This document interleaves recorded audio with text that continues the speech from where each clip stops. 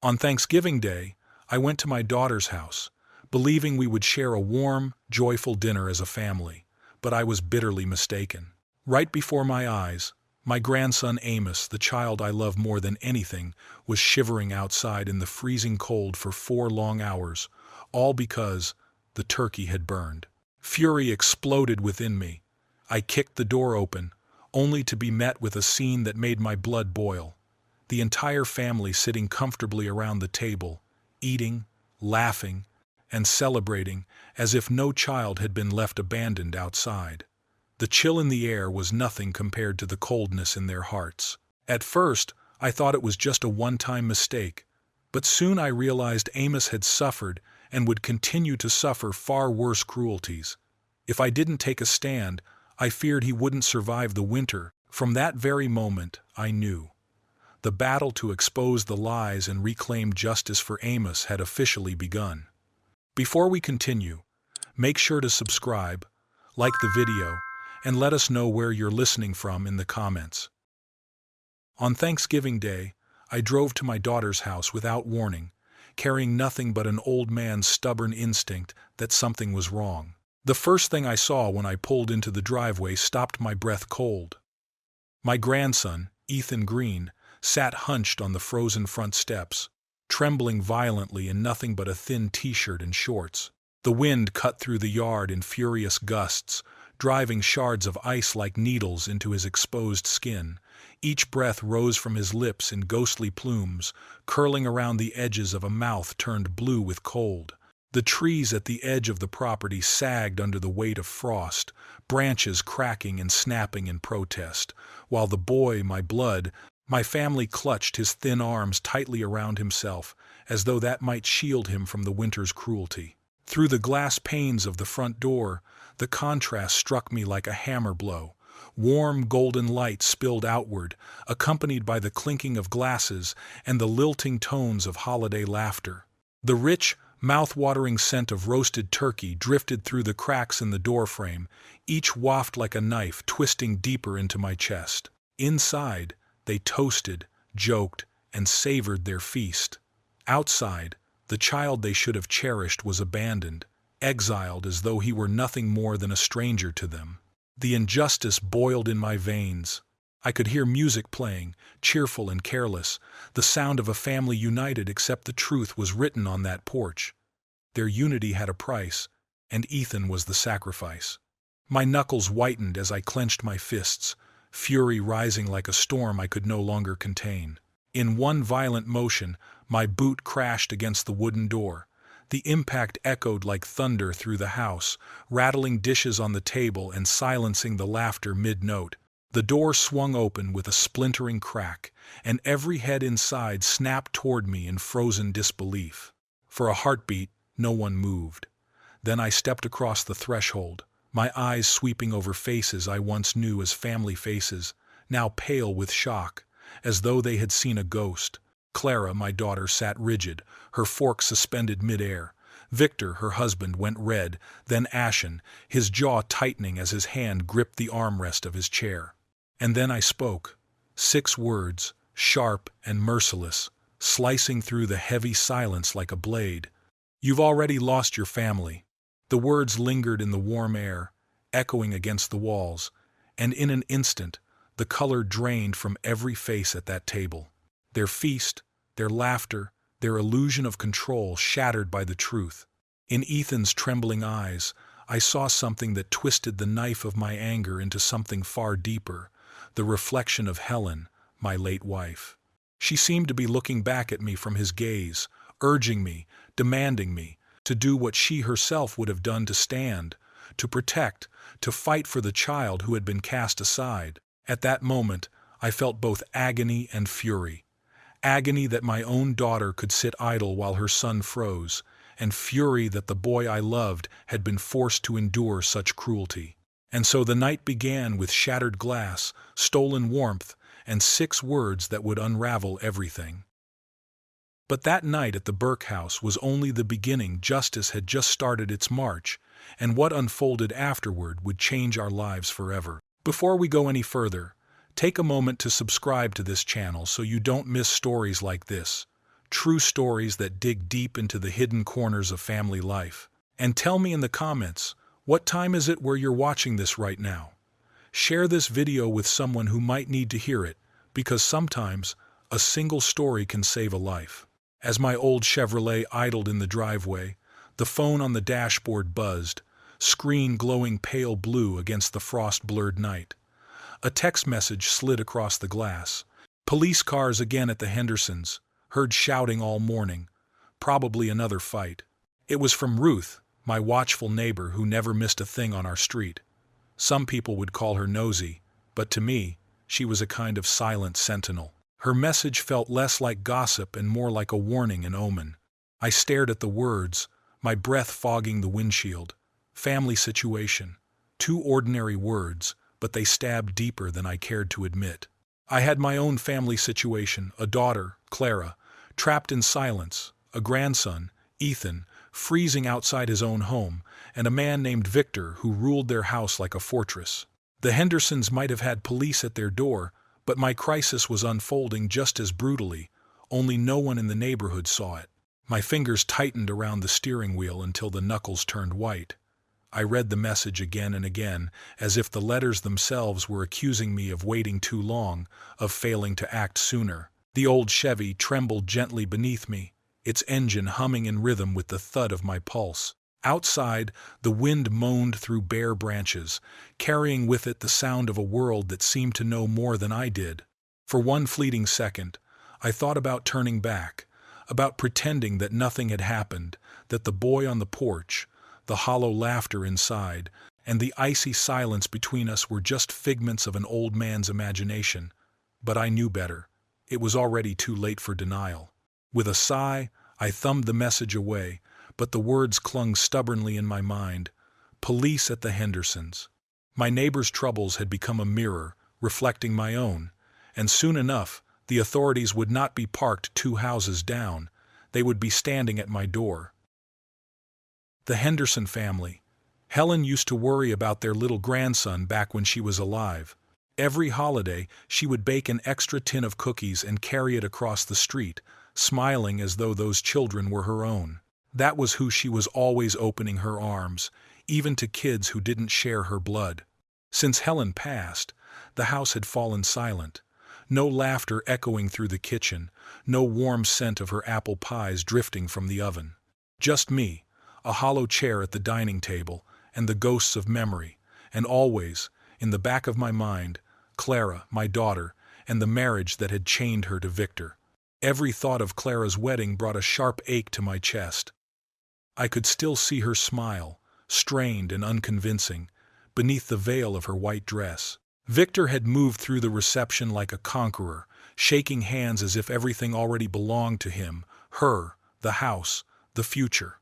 Helen had sat beside me that night, her hand clutching mine tightly, as though she already knew what I refused to admit. That one day, I would have to face the truth of the man my daughter had chosen. That guilt gnawed at me even now. If only I had spoken louder, if only I had refused to bless that union. Perhaps Clara would never have stepped into the life that became her prison. I glanced up at the old clock on the wall. The minute hand had slid to the 2:30 in the afternoon. The sound in my chest was not just the ticking of time but a tolling bell. I rose slowly, pulling on my heavy coat, its shoulders worn from years of use. My fingers brushed against the framed wedding photo of Helen and me on the mantel. She was smiling in that picture, radiant, almost alive. For a moment I swore I could hear her voice whispering, "Go, don't let Ethan suffer 1 minute longer." The car keys felt icy in my palm, the jingle of metal sharp in the silence. Outside, the snow was falling harder, thick flakes layering the world in white. But I knew the storm waiting at Victor's house was harsher than anything the weather could conjure. I took a deep breath, guilt tangled with resolve. It was no longer enough to sit in this house and remember. It was time to act, time to drive into the storm. I shifted into reverse, the tires screeching as they ground against a thin layer of ice, before the truck skidded backward onto Miller Street. Snow had been falling steadily for more than an hour, thick flakes swirling in the wind, coating everything in white. The world outside my windshield looked blurred and hostile, as though the storm itself wanted to turn me back.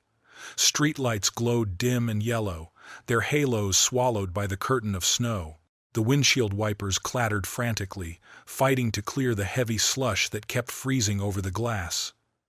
Each pass gave me only a fleeting glimpse of the road ahead before the storm reclaimed it. My grip on the steering wheel tightened until my knuckles turned white. The road was slick, treacherous. Every tap on the brakes sent a shiver through the tires, threatening to throw the old Chevrolet sideways. Up ahead, a semi-truck swerved, skidding across the lanes before correcting itself, leaving jagged black scars on the icy pavement. My chest clenched as I eased the gas, whispering a silent prayer that my truck would hold the road. The storm didn't care who I was or where I was going, but I cared. Ethan was waiting, whether he knew it or not. On the radio, the announcer's voice broke through the static with another weather advisory. Whiteout conditions, visibility near zero, travel only if absolutely necessary. Outside, the storm howled as though to underscore her warning. And then, music. A familiar guitar riff tore through the static, bold and defiant. Led Zeppelin. One of those songs Helen used to tap along to on the dashboard when we were young, her laughter rising above the roar of the wind outside our old car. For a moment, I could almost feel her beside me again, her presence like warmth in the frozen cab of the truck. The anger twisting inside me settled into something sharper, more resolute. Helen wasn't here to remind me, but I knew this was what she would have wanted, protecting family, no matter the cost. I turned onto the on-ramp of Interstate 75 South, tires splashing slush, the rear fishtailing before catching again. Wind battered the truck, the gusts howling like wolves at the doors, but I pressed on. Cincinnati lay ahead, and with it, the truth I had avoided for far too long. The storm could rage all it wanted. My silence had lasted long enough. On the passenger seat rested two gifts, carefully wrapped though the paper had already wrinkled from the damp air in the truck. One bag held a brand new baseball glove for Ethan Green, crafted from real leather, its surface smooth and rich with the unmistakable scent of new hide. It had cost me more than I was comfortable spending, but it was worth every cent. That glove wasn't just for catching fly balls, it was a symbol, a reminder that Ethan still deserved to be a boy sometimes, to play, to dream, to believe that the world hadn't taken his youth away. The second bag was lighter, filled with comic books, brightly colored volumes of superheroes Ethan had followed since he was 12 years old. At 18, he might think himself too old to flip through the adventures of men in capes and women with unshakable courage. But I remembered being 18 myself, convinced I was already a man. And yet, in the cold nights of my youth, it was the stories of heroes that kept the flame of hope alive inside me. No one ever grows too old for heroes. Sometimes, they are the only thing that keeps us from breaking. Helen had always understood that better than I did. "Family is all we have left," she used to say whenever she caught me grumbling about long holiday drives or tedious family visits. Back then, I would laugh it off, treating her words like sentimental nonsense. But now, 6 months after laying her to rest, her voice was all I had left, echoing in my memory with the weight of truth. Each gathering had become fragile, each hug irreplaceable, each moment together a treasure that could vanish without warning. The wipers scraped back and forth, fighting to carve a narrow view through the heavy curtain of snow. For a split second, the blades cleared the windshield, revealing a slick black ribbon of highway stretching into the storm, only for the whiteness to smother it again. Every hiss and groan of the mechanism felt like a reminder. Time doesn't wait, and I couldn't stop driving. Somewhere down this road, Ethan was waiting, caught in the storm of another kind, a storm called family. And I knew then, these gifts weren't just presents for a holiday. They were lifelines, proof that he had someone who still believed in him, proof that he still belonged. The highway had turned into a slow-moving parade of caution. Cars crawled forward with their hazard lights blinking, little red and amber beacons flickering through the snow like thousands of panicked fireflies trapped in the storm. Their glow shimmered off the icy pavement, warning of danger in every direction. I tightened my grip on the steering wheel, both hands aching from the cold even though the heater blasted at full strength. My old Chevrolet groaned as I kept it steady at 40 miles per hour. Too fast and I risked sliding into a ditch. Too slow and I risked being swallowed by the storm. One mistake, one twitch of the wheel, and the black gully waiting beyond the snowbanks would take me. The exit signs for Cincinnati ticked down mile by mile, each green number glowing through the haze like a beating pulse in my chest. I reached for the phone resting on the dashboard and dialed Clara's house. Maybe it would be less dramatic to call ahead than to just appear on their doorstep. The line rang once, twice, 6 times before the machine cut in, the flat metallic voice of the answering service filling my ear. No one picked up. Strange. On Thanksgiving afternoon, a house should be alive with voices, the shuffle of plates, the thrum of family gathered together. Instead, I heard nothing but static and emptiness. A knot of unease settled in my stomach, heavy as a stone. Then, through the blur of snow, I saw salvation, a gas station standing like a lone outpost in a desert of ice. The fluorescent lights buzzed harshly, cutting through the gray winter dusk like a cold beacon. I eased off the highway, tires skidding slightly before catching traction under the salt-streaked awning. The smell of gasoline mingled with the sharp sting of snow clinging to my coat as I stepped out. My breath billowed in white clouds as I filled the tank, the numbers ticking upward on the meter, then ducked inside for a moment of warmth. The store was nearly empty, its aisles quiet except for the hum of refrigerators. I grabbed a steaming cup of coffee, the paper cup nearly burning through my gloves, and a bag of peppermint candies, Ethan's favorite, the kind he always reached for when nerves got the better of him. The sweetness would calm him, I knew. The cashier, a young man with dark circles under his eyes, leaned against the counter, watching the snow beat against the windows. He shook his head as he rang up my items. "Roads are getting worse by the hour," he muttered, his voice hoarse with fatigue. Then he glanced at me, suspicion and worry mingling in his gaze. "You driving far?" "Just to Cincinnati," I answered, my tone flat but firm. "Dinner with family." He exhaled sharply, sliding the bag across the counter. "Be careful. I've seen 3 accidents already today. Probably more before nightfall if this storm keeps up." I nodded, pocketed the candy, and returned to the biting air. Back in the truck, I set the coffee carefully in the cup holder, the rising steam fogging my glasses for a moment. I checked the clock, 3:05 in the afternoon. On any normal day, it would be a 45-minute drive. But today wasn't normal, not with the storm clawing at every mile. Today, I'd be lucky if it only took an hour, and even luckier if nothing else went wrong along the way.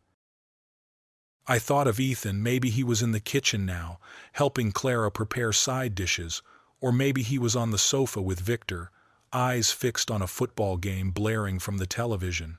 That's how I wanted to picture him, just an ordinary boy in an ordinary house on Thanksgiving. But my mind wouldn't stay there. Instead, it carried me back to last summer at Lake Erie, when Ethan reeled in his very first fish. He had grinned so wide you'd have thought he'd won the lottery, his laughter spilling out across the rippling water, filling the air with a sound so pure it seemed strong enough to push back the entire weight of the world. It was then I noticed the bruise. When he lifted his arm to show me the catch, I saw the shadowy marks running along the tender skin near his elbow.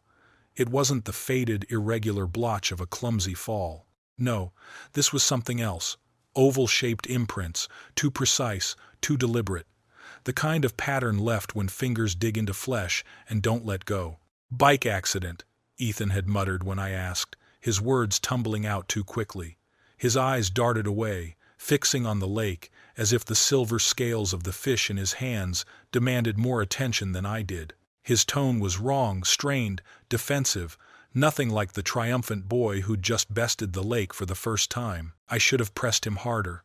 I should have held his gaze until the dam broke, until he told me who had left those bruises on his skin. Instead, I swallowed my suspicion and told myself what was easiest to believe, that children fall, children bruise, and boys are especially careless. But I knew better. Deep down, I knew, and I hated myself for the cowardice of looking away. Helen would never have ignored it. She would have put her hand gently on Ethan's shoulder, looked into his eyes with that steady warmth only she had, and waited until the truth spilled free in tears. She always had that gift, the balance of tenderness and resolve. Now the memory gnaws at me like a dull blade, carving deeper each time it resurfaces. That bruise was the first warning, the first flare fired into the sky. And I let it fade into the background, blind because I chose to be blind. The first bruise should have been enough. The snow was still falling when I eased off the highway at exit 15, steering toward Clara's neighborhood. Suburban streets stretched ahead, lined with two-story houses whose porches still bore the remnants of autumn. Wilted pumpkins sat slumped on the steps, their orange skins glossed with ice, while wreaths of dried leaves sagged under the weight of frost.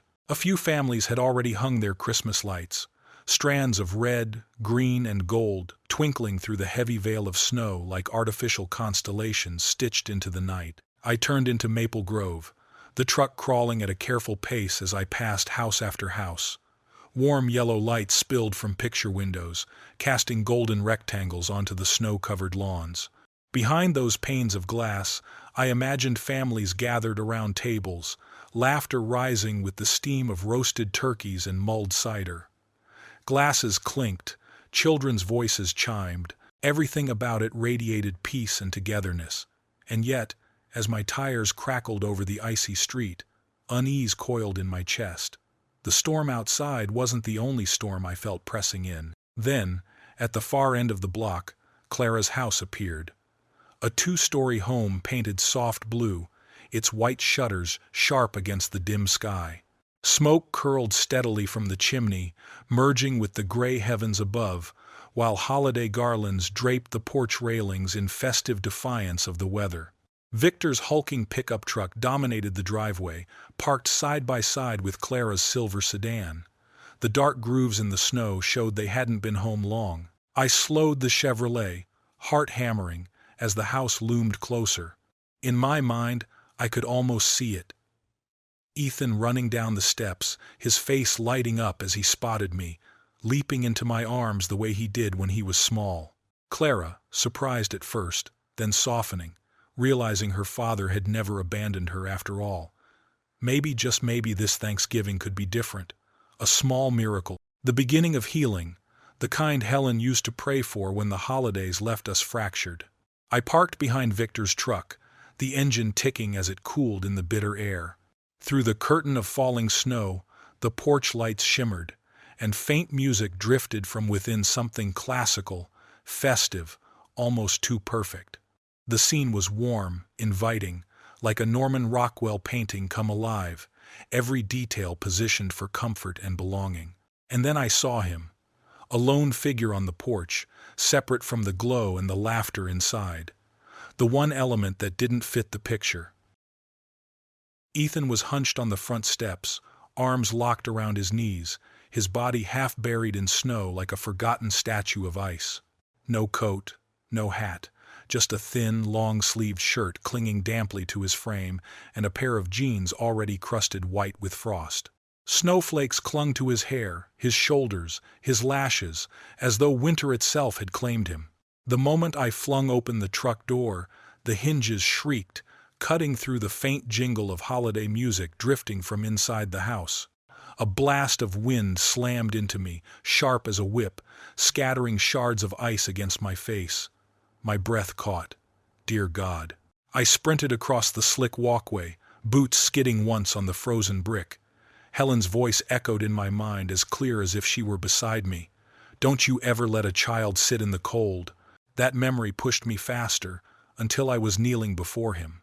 Ethan, I called, the name breaking in my throat. What on earth are you doing out here? He lifted his head, slowly, as though it weighed more than he could bear. His face was ghost pale, tinged gray, with raw red patches where the wind had bitten deepest. His lips had turned the color of bruised plums, trembling as he forced out a whisper. Grandpa! The word was broken by the clatter of his teeth. I couldn't. The rest vanished into the sound of his own chattering jaw. His fingers were pressed so tightly to his ribs that his knuckles looked bone-white, and when I grabbed his hands they were colder than stone. His breath rose in short, ragged puffs, as fragile as a candle flame fighting to stay lit. I tore the heavy winter coat from my shoulders and wrapped it around him, tugging the collar close beneath his chin. The cold radiating from his small body seeped through the fabric, numbing my own arms, and I realized with dread that he must have been out here for far too long. "Hold on, son," I murmured, drawing him against me, shielding him from the wind. His entire frame shook like a leaf caught in a storm, but in his eyes, red-rimmed, wet, searching, I saw it, the faint flicker of relief, the fragile spark that told me he had been waiting for this moment, for someone to come. And that someone had to be me. "Not allowed? What do you mean, not allowed?" I steadied Ethan as he tried to rise, his knees buckling beneath him like brittle branches under ice. His body leaned heavily against me, trembling so violently I could feel the shudders through the thick coat I had wrapped around him. When he whispered again, "I'm not allowed," the words hit me harder than the wind, like a hammer striking steel inside my chest. Behind us, through the brightly lit windows, laughter spilled out. I could hear the clink of silverware on china, the faint hum of a television tuned to the holiday game, the chatter of a family enjoying their feast. Warm light flooded outward, golden rectangles cutting across the snowy lawn, each one a reminder of the comfort denied to the boy shivering beside me. The cruelty of it burned in my veins. My grandson, my flesh and blood, reduced to a punishment, exiled to the front steps while others toasted inside. "What do you mean, Ethan?"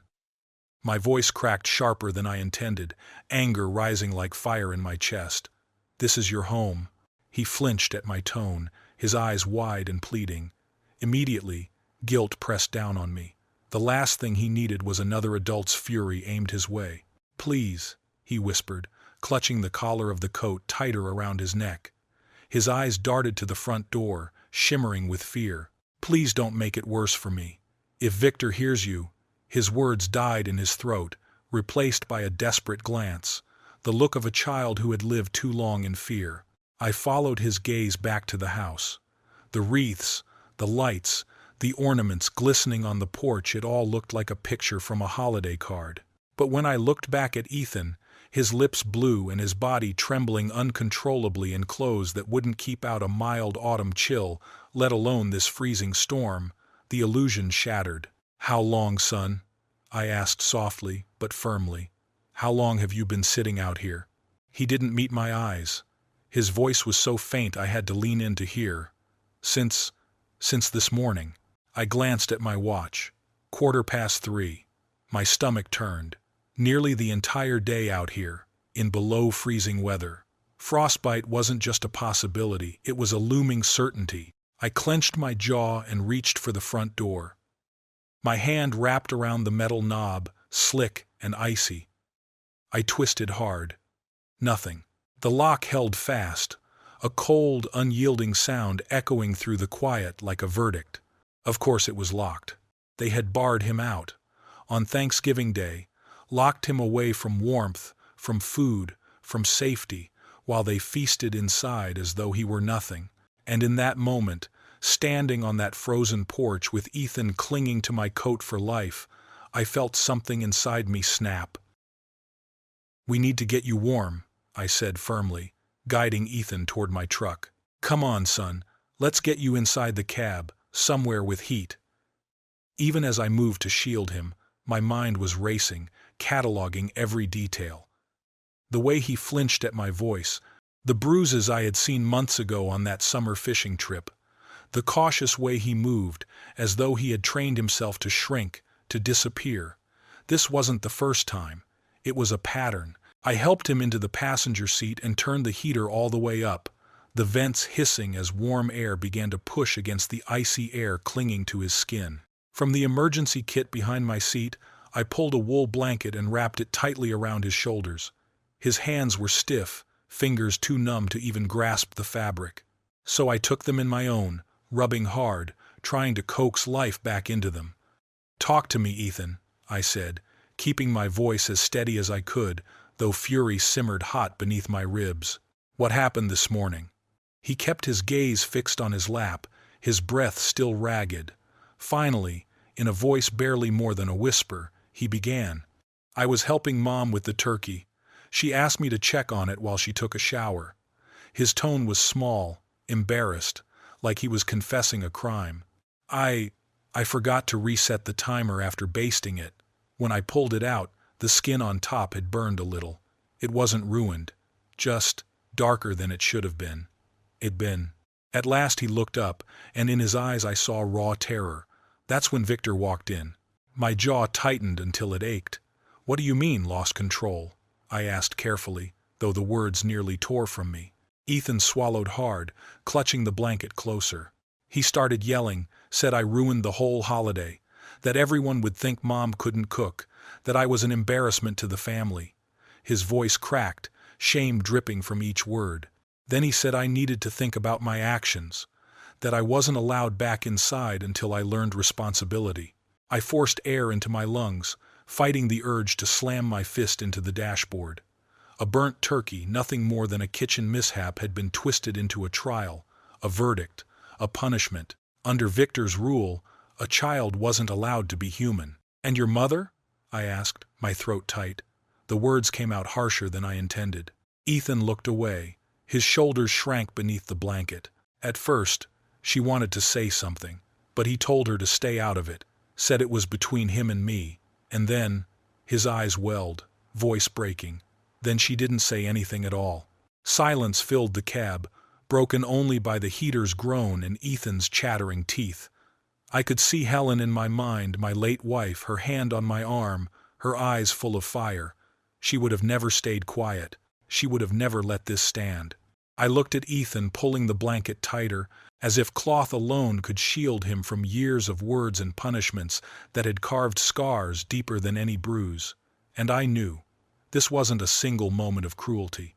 It was a system, a cycle, a pattern of abuse that Victor had perfected, each act designed to crush the light out of the boy sitting beside me. And I swore to myself in that moment, it ended tonight. I glanced at the clock again. 3:20. The second hand crept forward with a cruel precision, each tick cutting into me like a blade, reminding me that Ethan had not been out here for a few miserable minutes, but for nearly the length of an entire morning, every hour a punishment, every minute a theft of his safety. "Ethan," I asked quietly, though my voice trembled, "what time did this start?" His lips moved, the words nearly lost in the rattle of his teeth. "Around 11 this morning." My stomach dropped. 4.5 hours. 4.5 hours in air so bitter it could kill a grown man, let alone a boy in nothing but a thin shirt. His lips were split and tinged purple, with a faint line of blood where the skin had cracked. His fingers, curled stiffly inside the blanket I had wrapped around him, looked like sticks of wood, useless from the cold. His whole frame shivered not just from the wind knifing through him, but from the exhaustion of fighting it for so long. 4.5 hours. And all because of a turkey. Not a ruined turkey, not even one unfit to eat. Just a bird whose skin had browned too dark, a meal still perfectly salvageable. At my house, years ago, Helen would have laughed at such a mishap. She would have brushed off the mistake, kissed the child's cheek, and said, "A little extra crisp on top just means tomorrow's sandwiches will be even better." That would have been the end of it.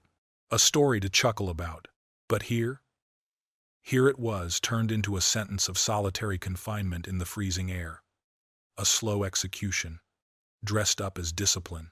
I had to breathe deep, so deep my chest ached just to keep my voice steady. Rage pressed against my ribs, hot and blinding, and I knew that if I let it spill out, I would scream loud enough to bring the whole house crashing down. And yet, as I held Ethan's trembling shoulders, another truth slammed into me. This wasn't about the turkey, not really. The turkey was just the excuse. Tomorrow it would be a broken dish. Next week, a forgotten homework assignment. Next month, whatever petty offense Victor decided to magnify into sin. The bird in the oven was nothing more than the match. The real crime was the barrel of gunpowder it ignited, The cycle of abuse designed to keep this boy in fear, always waiting for the next explosion. And tonight, staring at Ethan's blue lips and glassy eyes, I realized that if I did nothing, one day there wouldn't be a next time. Has this happened before? The question hung heavy between us, suspended in the cold air of the truck's cab. Ethan bit his lip until it bled, his eyes darting as though he was scanning for permission or gauging whether the truth would free him or condemn him. He swallowed hard, his voice barely louder than the hiss of the heater. Sometimes, when I mess up. The words came haltingly, each one like a stone thrown into the pit of my stomach. Last month he made me stand in the garage all night because I forgot to take the trash out. And once he locked me in the basement for 2 days, all because I dropped one of his beer bottles. Every syllable hit me like a hammer on steel. My chest tightened until it hurt, my heart pounding against my ribs as if it wanted to break free. I looked at him, this boy who had never hurt a soul, smart and kind to a fault, now folded in on himself, back pressed to the seat, fists gripping the edge of the blanket as though it were the last rope keeping him from drowning. His body language told me everything. Ethan had learned that being small, being silent, being invisible, was the only way to survive inside that house. "Your mother knows about this?" I asked, though part of me already dreaded the answer. Ethan's eyes flickered, and shame colored his cheeks even more than the cold. "She said Victor was just trying to teach me discipline, that I needed to be more responsible." His voice cracked. "Maybe she's right. Maybe I just don't." I twisted in my seat to face him fully, my hand tightening around his. "Don't blame yourself for this. What that man has done to you isn't discipline, it's abuse. And it ends tonight." Ethan's eyes went wide with panic, his breath quickening. "No, Grandpa, please. If you make a scene, he'll only take it out on me later. That's what he always does." Through the windshield, I could see the house, warm lights glowing, festive music drifting out, laughter rising and falling like nothing in the world was wrong. Inside, Clara was setting out food for her guests, while her son sat shivering in my truck, too terrified even to ask for the simplest human decency. I squeezed Ethan's hand. "You're 18 now, you don't have to live like this anymore, and I will not let you." "But where would I go? I don't have money. I can't afford college without—" "Tonight, you come home with me," I said firmly, the decision solidifying in my bones as I spoke it aloud. "We'll figure out the rest later." Hope and fear clashed on his face. Hope that maybe, just maybe, someone would finally stand up for him. Fear because he had been taught to distrust the very idea that things could get better. "He won't let me leave," Ethan whispered. "He'll call the police, say I stole something, or that you kidnapped me." I looked at the house again, at its pretty wreaths and twinkling lights, and something cold and iron-hard surged through me. Helen had always been the diplomat, the patient voice that soothed family storms. But Helen was gone, and her gentleness hadn't saved Ethan from spending 4 hours in the freezing cold. "Let me worry about Victor," I said, pushing open the truck door. Snow crunched under my boots as I stepped out, and behind me I heard Ethan scramble to follow, my heavy coat still draped around his narrow shoulders. The front door was locked, but I had no intention of knocking. I pulled him closer, my hands trembling not from the cold anymore, but from a fury that had been building for years, finally crashing forward like a freight train. "Why didn't you tell me it was this bad?" I asked, studying his face. In the dim porch light, I could now see faint bruises along his jawline, shadows of hands that had gripped too hard. "I tried," he whispered, clutching my coat tighter. "But you always ended up talking to Mom, and she—" His words trailed off, but the memory slammed into me. Last month, a call from Ethan while I was making dinner, his voice small, hesitant. "Grandpa, Victor says I can't eat with them tonight. He says I should figure out how to earn my place back at the table." I had laughed it off then, thinking it was teenage melodrama. The next day, when I asked Clara, she brushed it aside with that practiced dismissiveness she'd worn ever since marrying Victor. "Dad, you're overreacting. It's just family discipline." Ethan exaggerates. "You know how teens are." Another memory. A call over the summer. Ethan sounded exhausted. "Grandpa!" Victor yelled at me again. About dishes this time. He made me wash every plate in the house twice. When I confronted Clara, she sighed and said, "He's just trying to teach responsibility. Don't read too much into it." "How long has this been going on?" I asked, though I already sensed the answer would break me. "Since Mom married him 3 years ago," Ethan said, voice barely audible. "At first it was small things, redoing chores, re-cleaning rooms. Then it got worse." My mind reeled back to last summer, when Ethan had begged me to stay an extra day at Lake Erie. I thought it was just youthful eagerness, a boy who loved fishing and the open air. But now I saw it for what it was, a plea for one more day of freedom before returning to the prison of his own home. The shrug he gave me when I pressed, the clouded look in his eyes when college was mentioned. They had all been warnings I had ignored. And now, in the bitter cold of Thanksgiving night, I finally saw the truth in full. "The basement incident," I said, the pieces finally locking into place. "You mentioned sleeping in the garage. How many times?" "More than I want to count," Ethan murmured, staring at his hands, shame pooling in the hollows of his knuckles. "Last winter he locked me out because I forgot to shovel the driveway. I slept in his truck on Christmas Eve." His words struck like a hammer. He had slept in my truck while I sat inside sipping eggnog, thinking we were having a fine family holiday. Guilt hit me like a blow to the ribs.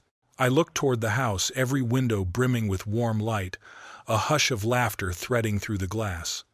A postcard of suburban comfort, while my grandson nearly froze on the front steps. "Your mother knows all this?" I asked. Ethan nodded miserably. "She says Victor's just trying to make me a better man, that I'm too sensitive, that I need to learn the rules." Heat climbed my chest, focused, scalding, narrowing my vision to a single point. "Helen used to warn me about my temper. Count to 10 before you move, Eddie." I tried. 1, 2, but Helen wasn't here, and counting would not thaw a boy left to freeze. I rose, still wrapping my coat tighter around Ethan's shoulders. "Come on, we're going inside." "Grandpa, no. Please," he whispered, eyes cutting toward the door. "If you make a scene, he'll—" "He'll what?" I snapped, spinning to face him. "Make me sleep outside? Starve me? Hit me?" My voice came out harder than I intended, and Ethan flinched. I softened, steadying my hands on his arms. "Son, it can't get worse than this. You don't know what he's like when someone challenges him," he said, voice barely a breath. I did not answer. I was already moving, Ethan trailing despite himself. The front door was solid and expensive, Victor's pride in every beveled panel, a suburban drawbridge to his little kingdom. I set my palm to the knob and paused. For a heartbeat, Helen's voice rose again. "Try words first, Eddie. Find the hinge that's human." Then the image of Ethan hunched on the stoop blue lips, shaking hands smashed through whatever restraint I had left. I shifted my weight, drew my leg back, and drove my boot hard into the wood just beside the lock. 68 years old, but decades on the factory floor had made me stronger than most men half my age. The crack of splintering wood rolled down the street like a shot. The door jolted inward so violently it banged the wall. The strand of holiday lights on the porch jittered and stilled. Warm air surged over us, carrying turkey and wine and rich gravy civilization, staged and steaming. We stepped into the entryway. Ethan hovered at my shoulder. It was a magazine spread come to life.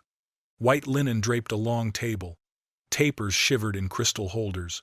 Steam curled from bowls. Ruby wine winked in glasses. Victor sat at the head, carving knife in hand, pressed shirt immaculate. Clara, in a green dress I'd never seen, hair perfectly set, stared as if the room had tilted. A smaller girl, no more than 10, froze with a forkful of mashed potatoes suspended halfway to her mouth. The whole scene hung motionless, like someone had hit pause on their glossy holiday. Only the candles moved, flickering as the front door groaned on its broken hinge. And in that frozen tableau I saw the trade they had made. All this warm, orchestrated comfort purchased by the tremor of a boy's body behind me. "Are you out of your mind?" My voice crashed across the room. The girl's fork clattered to the plate. Gravy spattered the white cloth. Clara's face drained. Her spoon slipped, sending a fan of sauce across the linen. Dad? Clara's voice pitched high, thin with disbelief. What are you, how? While you sit here eating like royalty, that boy is freezing outside. I jabbed a finger toward Ethan, my coat swallowed him, and even in the heat he trembled. 4 hours, Clara. 4 hours in weather that could kill him. Victor laid the carving knife down with careful precision and stood. He was bigger than I remembered, broad through the chest, heavier by perhaps 20 or so pounds than me, but I'd fought men larger when I was a young buck, and size doesn't matter much when fury is in your corner. Who told you to enter my house? His tone was silk over wire, the practiced cadence of a man unaccustomed to being challenged. This is private property. You are trespassing. He studied me as if measuring could intimidation push me back. His chest tilted forward.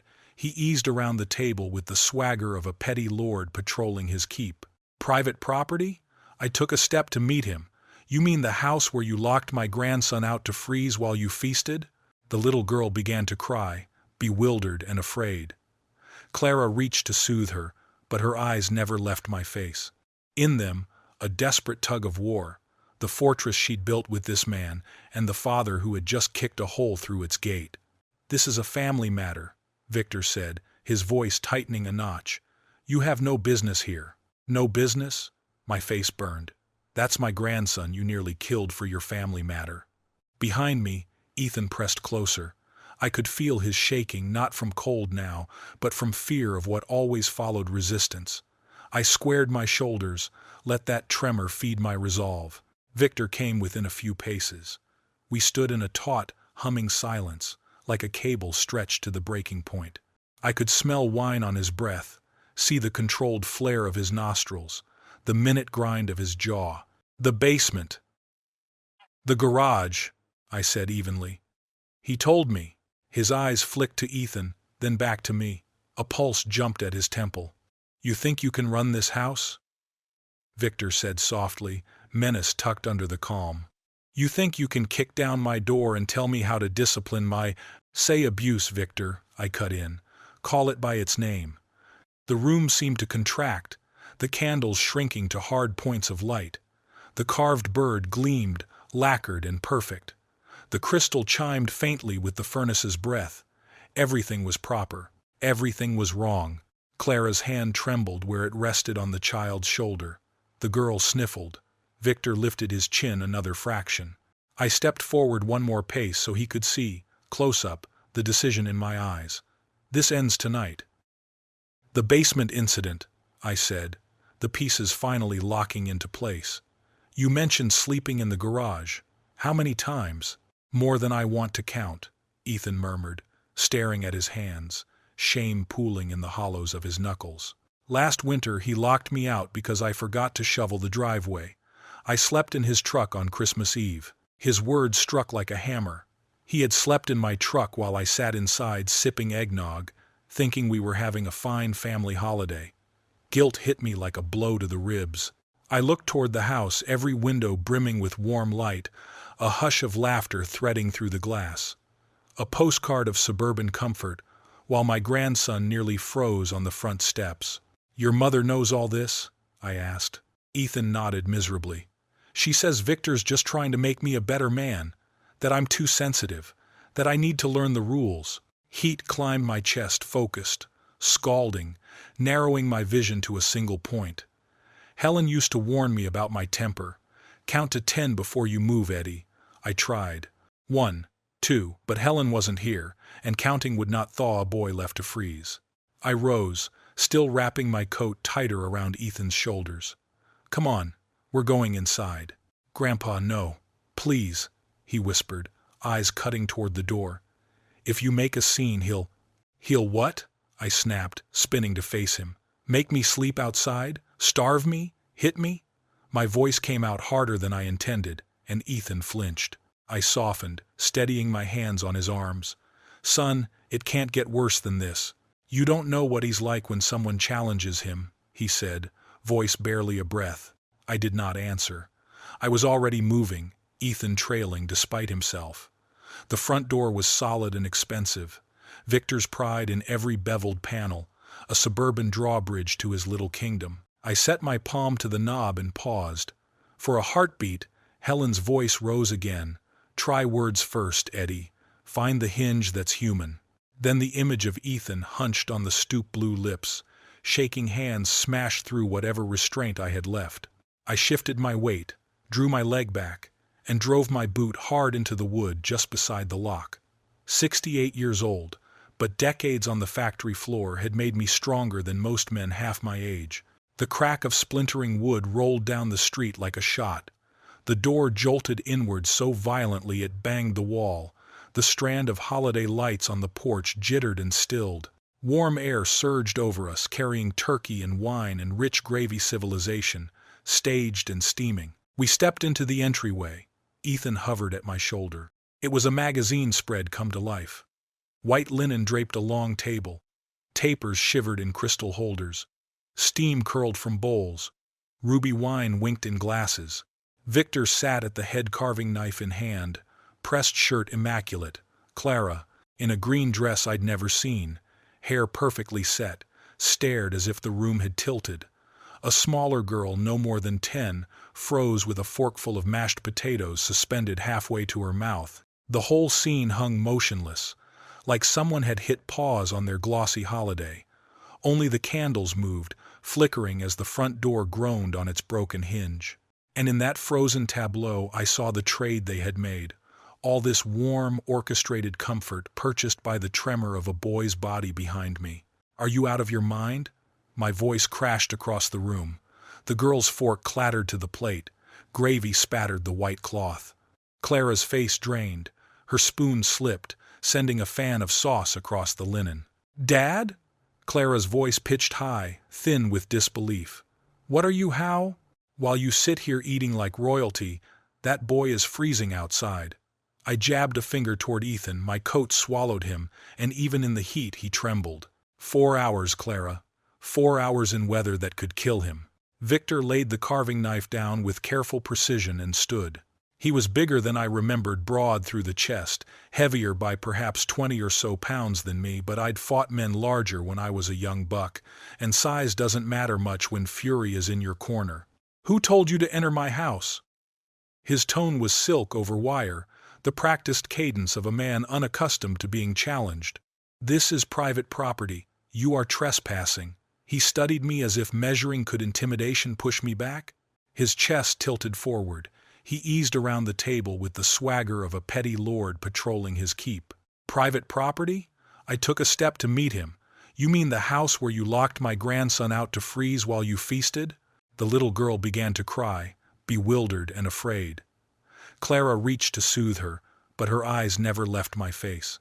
In them, a desperate tug of war, the fortress she'd built with this man, and the father who had just kicked a hole through its gate. This is a family matter, Victor said, his voice tightening a notch. You have no business here. No business? My face burned. That's my grandson you nearly killed for your family matter. Behind me, Ethan pressed closer. I could feel his shaking, not from cold now, but from fear of what always followed resistance. I squared my shoulders, let that tremor feed my resolve. Victor came within a few paces. We stood in a taut, humming silence, like a cable stretched to the breaking point. I could smell wine on his breath, see the controlled flare of his nostrils, the minute grind of his jaw. The basement. The garage, I said evenly. He told me. His eyes flicked to Ethan, then back to me. A pulse jumped at his temple. You think you can run this house? Victor said softly, menace tucked under the calm. You think you can kick down my door and tell me how to discipline my— Say abuse, Victor, I cut in. Call it by its name. The room seemed to contract, the candles shrinking to hard points of light. The carved bird gleamed, lacquered and perfect. The crystal chimed faintly with the furnace's breath. Everything was proper. Everything was wrong. Clara's hand trembled where it rested on the child's shoulder. The girl sniffled. Victor lifted his chin another fraction. I stepped forward one more pace so he could see, close up, the decision in my eyes. This ends tonight. The holiday music kept purring along in the background, a jaunty hymn to gratitude and family, its cheer almost comic, if I weren't too furious to see straight. Warm butter and turkey fat drifted off the table, while the sharp, metallic scent of snow still clung to Ethan's coat at my shoulder, two smells colliding like proof of two worlds that had just crashed into each other. "Look at him, Victor," I said, pointing at Ethan, my fingers steady despite the blaze in my chest. "Really look what you've done." Victor folded his arms and tipped his chin up, every inch of him arranged like a man certain his conduct was righteous. "The boy ruined our holiday," he said. "He needed a lesson in responsibility and consequences." "A lesson?" I almost laughed. "You nearly froze a child to death over a patch of dark skin on a turkey." "He's 18, Victor snapped. "Not a child. This is my house and my rules." His tone had that smug, reasonable lilt men use when they think cruelty is common sense. "I'm teaching him discipline, something his mother clearly failed to do for the first 17 years. Clara flinched at that, but said nothing. She sat there in a green dress I'd never seen, eyes pinging between us like she was watching a tennis match, not a trial for her son's safety. "Discipline," I repeated, stepping close enough to see the grease shining on Victor's plate and the thin stain of wine on his lip. "That's child abuse, and you're lucky I haven't called the police already." "Child abuse?" Victor barked out a laugh, cold enough to raise gooseflesh. He forgot the oven timer and singed a $20 bird. I told him to sit outside and think about his actions. "That's not abuse, that's parenting. In weather like this, for hours," I said. "He's being dramatic," Victor said, flicking his hand as if shooing a fly. "Look at him, he's fine. A little chill never hurt anyone." I looked at Ethan. My coat swallowed him. His lips were purpled at the edges, his shoulders hitching in steady tremors. Fine. This man believed hypothermia was ordinary. "Dad, please," Clara finally said, her voice trembling. "Don't ruin our holiday. We can discuss this later as a family." "Ruin your holiday?" I turned to her. "Your son has been freezing on the steps while you eat, and you're worried I'm ruining your holiday?" She stared at her plate, unable to meet my eyes.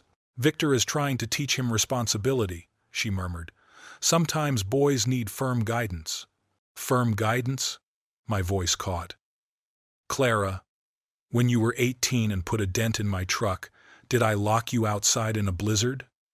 When you bombed your math test, did I make you sleep in the garage? That's different," she whispered. "How?" I said. "How is it different?" Victor slid between us, face blotched with rising color. "Because this is my house and Ethan isn't your blood," he said. "I have every right to discipline him as I see fit." There it was, the rot beneath the polish. Ethan wasn't blood, so he wasn't bonded. He was a problem to be controlled and punished.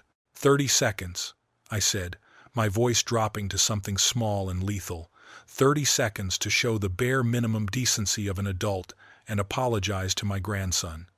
Victor's laugh came colder than before. "I don't owe that boy anything. If he doesn't like my rules, he can find somewhere else to live." The little girl at the far side of the table burst into louder sobs.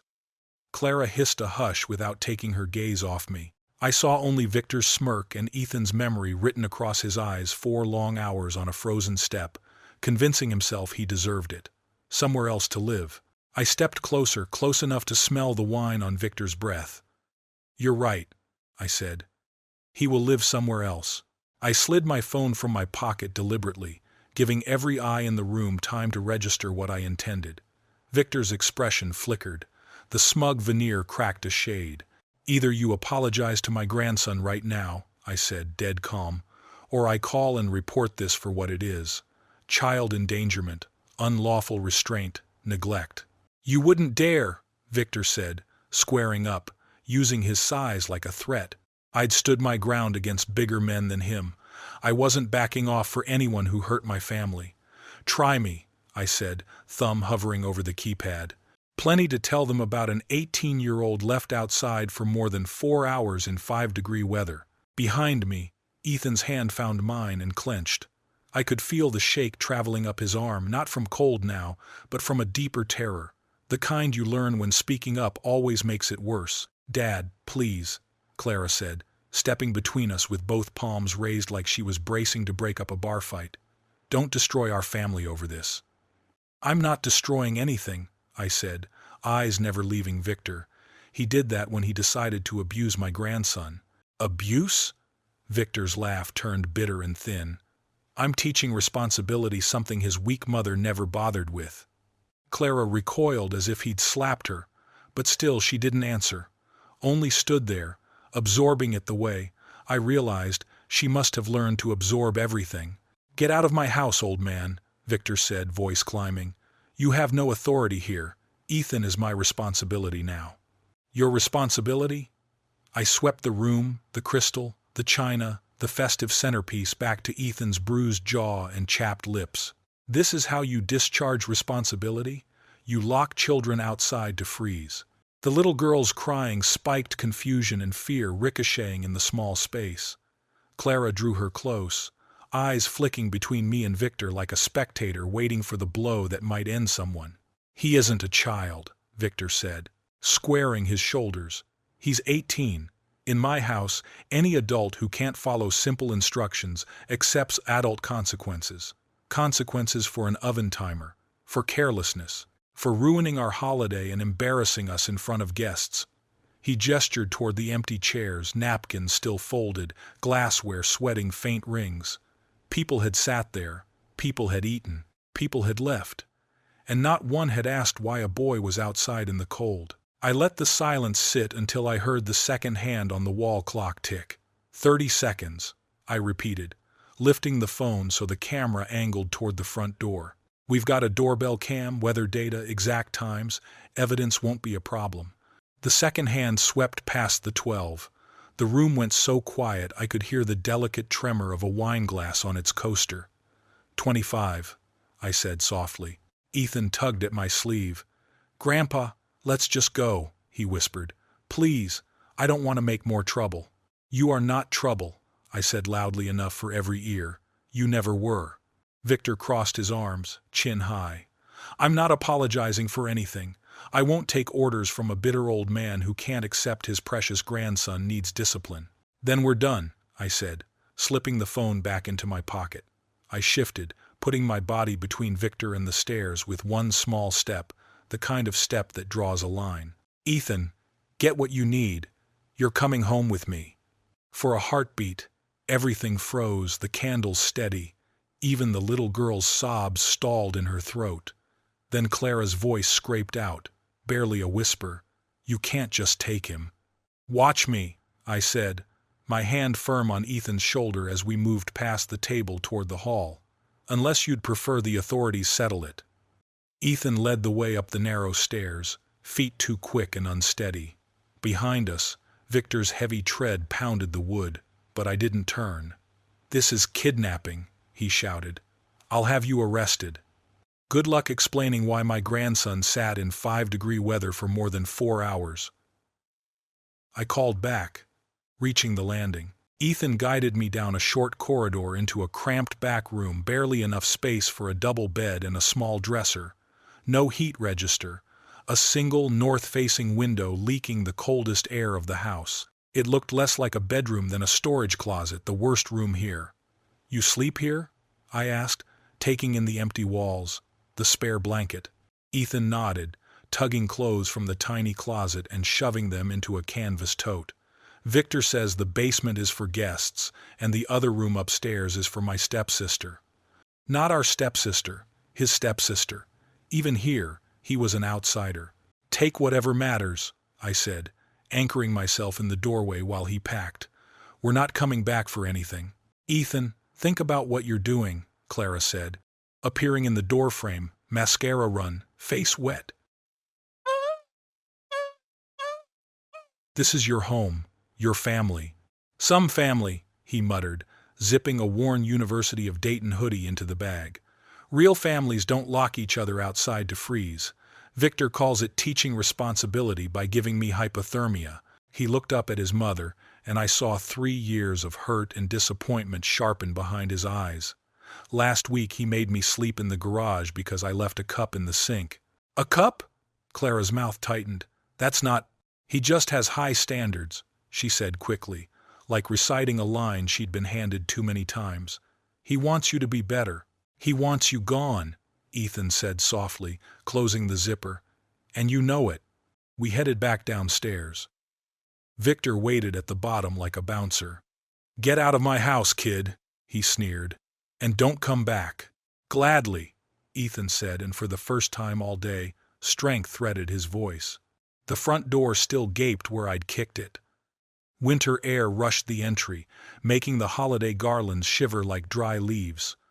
My truck idled in the drive, exhaust pluming white into the blue-dark cold. Ethan, Clara called as we reached the threshold. Please don't do this. I love you, he said, turning for one last look. If you loved me, you wouldn't have let this happen. We crossed to the truck in silence, our breath ghosting before us. I tossed his bag into the cab, helped him into the passenger seat, and rounded to the wheel. Through the front window, the family still clustered in the foyer, Clara crying, Victor flushed with anger, the little girl peering from the corner. Ready? I asked, easing the truck into reverse. I've been ready for 3 years, Ethan said, pulling my coat tighter around his shoulders. We backed down the drive and out into the street, past houses trimmed in lights where ordinary families were finishing Thanksgiving in peace. Classic rock hummed low on the radio. The heater purred, and for the first time since I'd arrived, Ethan looked like he could breathe. Thank you, Grandpa, he said quietly as we turned onto the main road. I can't believe you came for me. I should have come sooner, I said, and meant every word. I should have seen. I tried to tell you, he said. I just didn't know how. We drove for a few easy minutes, the kind of silence that keeps you company. The old weight of family duty settled on my shoulders like Helen's favorite blanket. This boy needed shelter, needed a place to heal and grow into the man he was hungry to become. Tell me about school, I said as we merged north. What are you studying? Engineering, he said, stronger now. Mechanical, like you at the plant. Like me, I said, and smiled, thinking of Helen and how proud she would be. We'll sort the tuition, don't you worry. I don't want to be a burden, he murmured. Son, I said, looking him straight in the eye at the next light, you are not a burden, you are family, and family takes care of its own. My driveway looked smaller than usual with 2 pickups side by side, but the house itself seemed to lean forward as we pulled in, lit, ready, welcoming. I'd left the porch lamp on out of habit. Tonight I was grateful for its small gold circle, cutting the winter dark. Home sweet home, I said, carrying Ethan's bag to the door. The key slid easily in the lock, and warm air met us coffee and the faint lavender of Helen's sachets. Nothing special, a modest ranch with tired carpets and older furniture. Paid for. Ours. You remember where the guest room is? I asked, flipping lights as we moved down the hall. End of the hall by your room, he said, scanning the walls with visible relief. It's warm, he added, a soft amazement in his voice. Thermostat stays at 72, I said. Your grandmother always said life's too short to be cold in your own home. I settled him in the guest room double bed, Helen's quilt, a small dresser, the old reading chair by the window.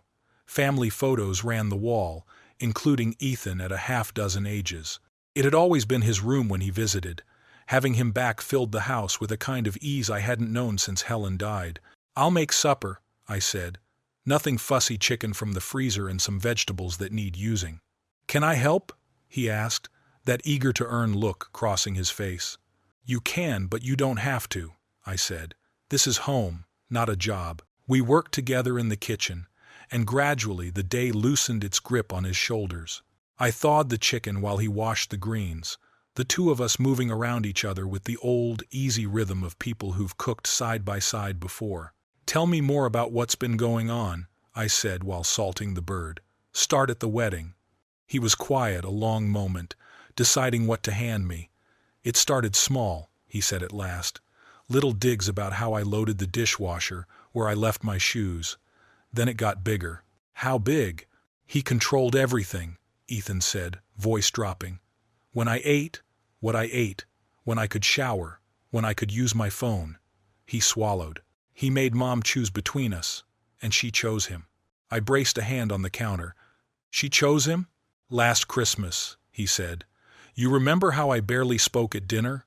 Victor said I wasn't allowed unless I was asked a direct question. Mom didn't stop him. The memory punched me hard. I'd told myself he was a moody teenager. I'd even joked to Helen later that kids these days couldn't carry a conversation. Why didn't your mother stand up to him? I asked. She was scared, he said, slicing carrots with careful, machine-regular strokes. She told me if she left him, she'd lose the house and we'd have to move back to the old apartment. She couldn't afford us on her own. I slid the chicken into the oven and built a fire in the living room stove. The familiar ritual of newspaper and kindling soothed my hands and then my head. Come sit with me, I said when the fire caught and began to tick and whisper. Tell me the good things. Tell me about school, about your friends. We settled into the soft chairs by the hearth, and for the first time that day, Ethan smiled. I made the dean's list last term, and my friend Ryan's teaching me guitar. Your grandmother always wanted to learn, I said, pointing to the framed photograph on the mantel, Helen at 20, laughing with an acoustic in her hands. She said music is the language of the soul. I remember, he said, studying her face with a new kind of attention. I miss her. So do I, son, I said. So do I. We talked until the chicken was done, trading Helen stories and penciling out spring plans for his classes. The house filled with talk the way it used to when Helen was here to stitch up the quiet with warmth. At the table, simple food, enough food I really looked at him. The fear had drained from his eyes, replaced by something I hadn't seen in years. Hope. Tomorrow we'll call the university, I said, cutting into the chicken. We'll make sure your aid is squared away, and if you want a part-time job, we'll find one. You don't have to do all this for me, he said. Yes, I do, I said, meeting his gaze across the table. That's what family is for. Discipline, Victor said.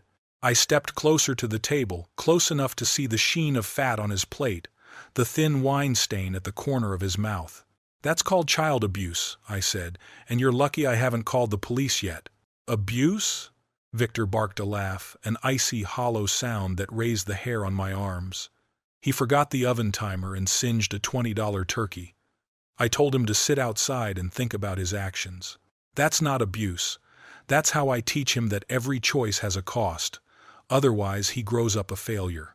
In sub-freezing weather for more than 4 hours, I said. He's exaggerating, like always. Victor flicked his hand as if swatting a fly. A little cold never hurt anyone. When I was his age, I worked construction in sleet and ice. No one pitied me. He needs to toughen up the same way. I looked at Ethan, still wrapped in my coat, lips edged violet, shoulders twitching with uncontrollable tremors. His hands were clawed tight, fingers so numb he couldn't fully uncurl them. Each breath left him in a thin ribbon of steam that drifted through the candlelight. Fine, Victor had said. This man thought hypothermia was normal. Dad, please, Clara said at last, voice quavering. Not tonight. We have guests. The family is waiting in the living room. Don't turn this into a scene. She crushed the napkin in her fist until the knuckles went white, eyes skittering between me and Victor like one wrong glance might summon his anger. Ruin your holiday? I turned to her. Your son is freezing on the steps while you eat, and you're worried I'm ruining your holiday? Victor is he's trying to teach Ethan responsibility, she said, swallowing. Sometimes boys need firm guidance. Firm guidance? My voice snagged in disbelief. Clara, when you were 18 and dented my truck, did I lock you outside in a blizzard?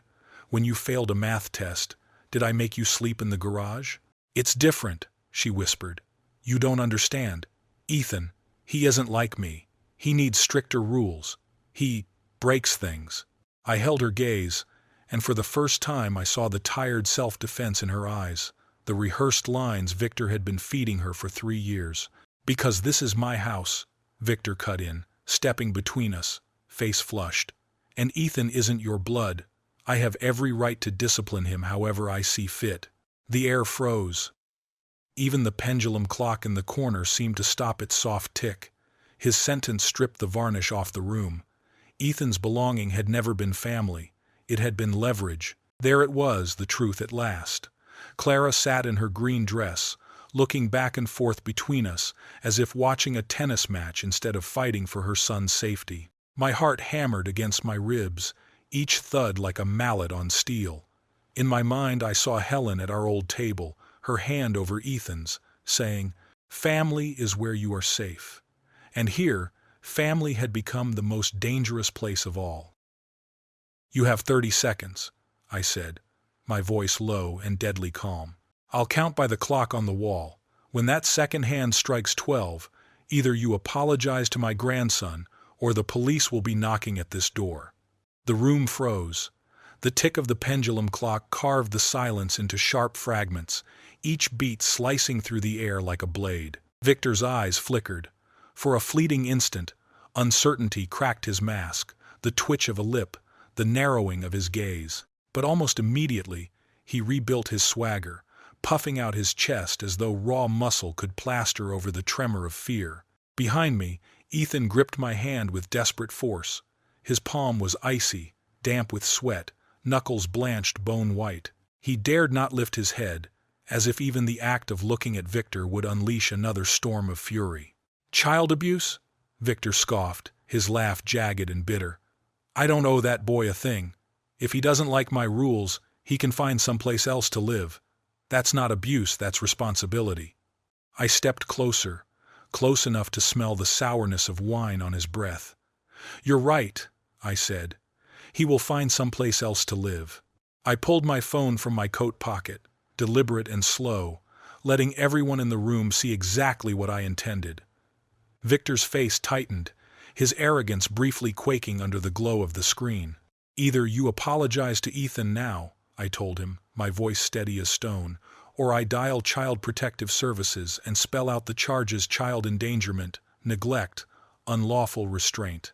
4 hours outside in sub-zero temperatures, and I'll let them see every bruise you've left on him." "You wouldn't dare," Victor growled, stepping forward, looming with his size. "I've faced bigger men than you," I shot back, thumb hovering over the keypad, "and I never back down when someone harms my family. Try me." Leaning closer, he tried to tower, to smother me with his presence. But I didn't flinch. Behind me, Ethan's trembling grew sharper, not from cold, but from the terror of someone who had learned that speaking up only meant greater punishment later. "Dad, please." Clara finally moved, stepping between us, both hands raised like a bartender breaking up a brawl. "Don't destroy our family over this." "I'm not destroying anything," I answered, eyes locked on Victor. "He destroyed it when he chose to abuse my grandson." "Abuse?" Victor's laugh turned acrid, almost spitting. "I was teaching him responsibility, something his weak mother never cared enough to instill." Clara flinched as though he had struck her, but she did nothing, only stood there, trembling, repeating the pattern she had lived for 3 years. Silence as complicity. "Get out of my house, old man," Victor barked, voice rising to a shrill edge. "You have no authority here. Ethan is my responsibility now." Responsibility? I swept my gaze around the polished dining room, the crystal glasses, the porcelain plates, the perfect holiday centerpiece. Then I turned back to Ethan's bruised face and purpled lips. "This is how you treat responsibility? By locking a boy outside to freeze to death?" The youngest girl at the table sobbed louder, confused and terrified.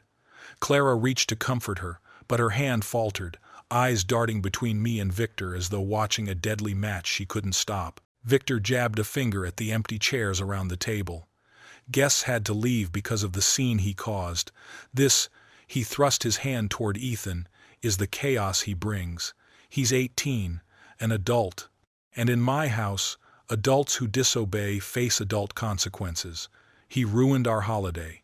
He humiliated us in front of family." I stared at the chairs, napkins still folded, half-filled wine glasses still wet. People had sat here, eaten here, laughed here while Ethan froze outside. They had seen the empty step as they left, and still, they chose silence. Silence was complicity. "Grandpa, let's just go," Ethan whispered behind me, his voice breaking. "Please, I don't want to make more trouble." Something splintered in my chest. This boy, bright, kind, undeserving, had been so crushed that he believed he was the problem. That wanting warmth, safety, and dignity made him trouble. "You're not trouble," I said loudly, making sure every soul in that room heard me. "You never were." Then I turned to Victor, my decision cold as ice. "You have 30 seconds to apologize to him, that's all." Victor folded his arms, chin lifted in challenge. "I'm not apologizing for anything, and I don't take orders from a bitter old man clinging to some fantasy of authority."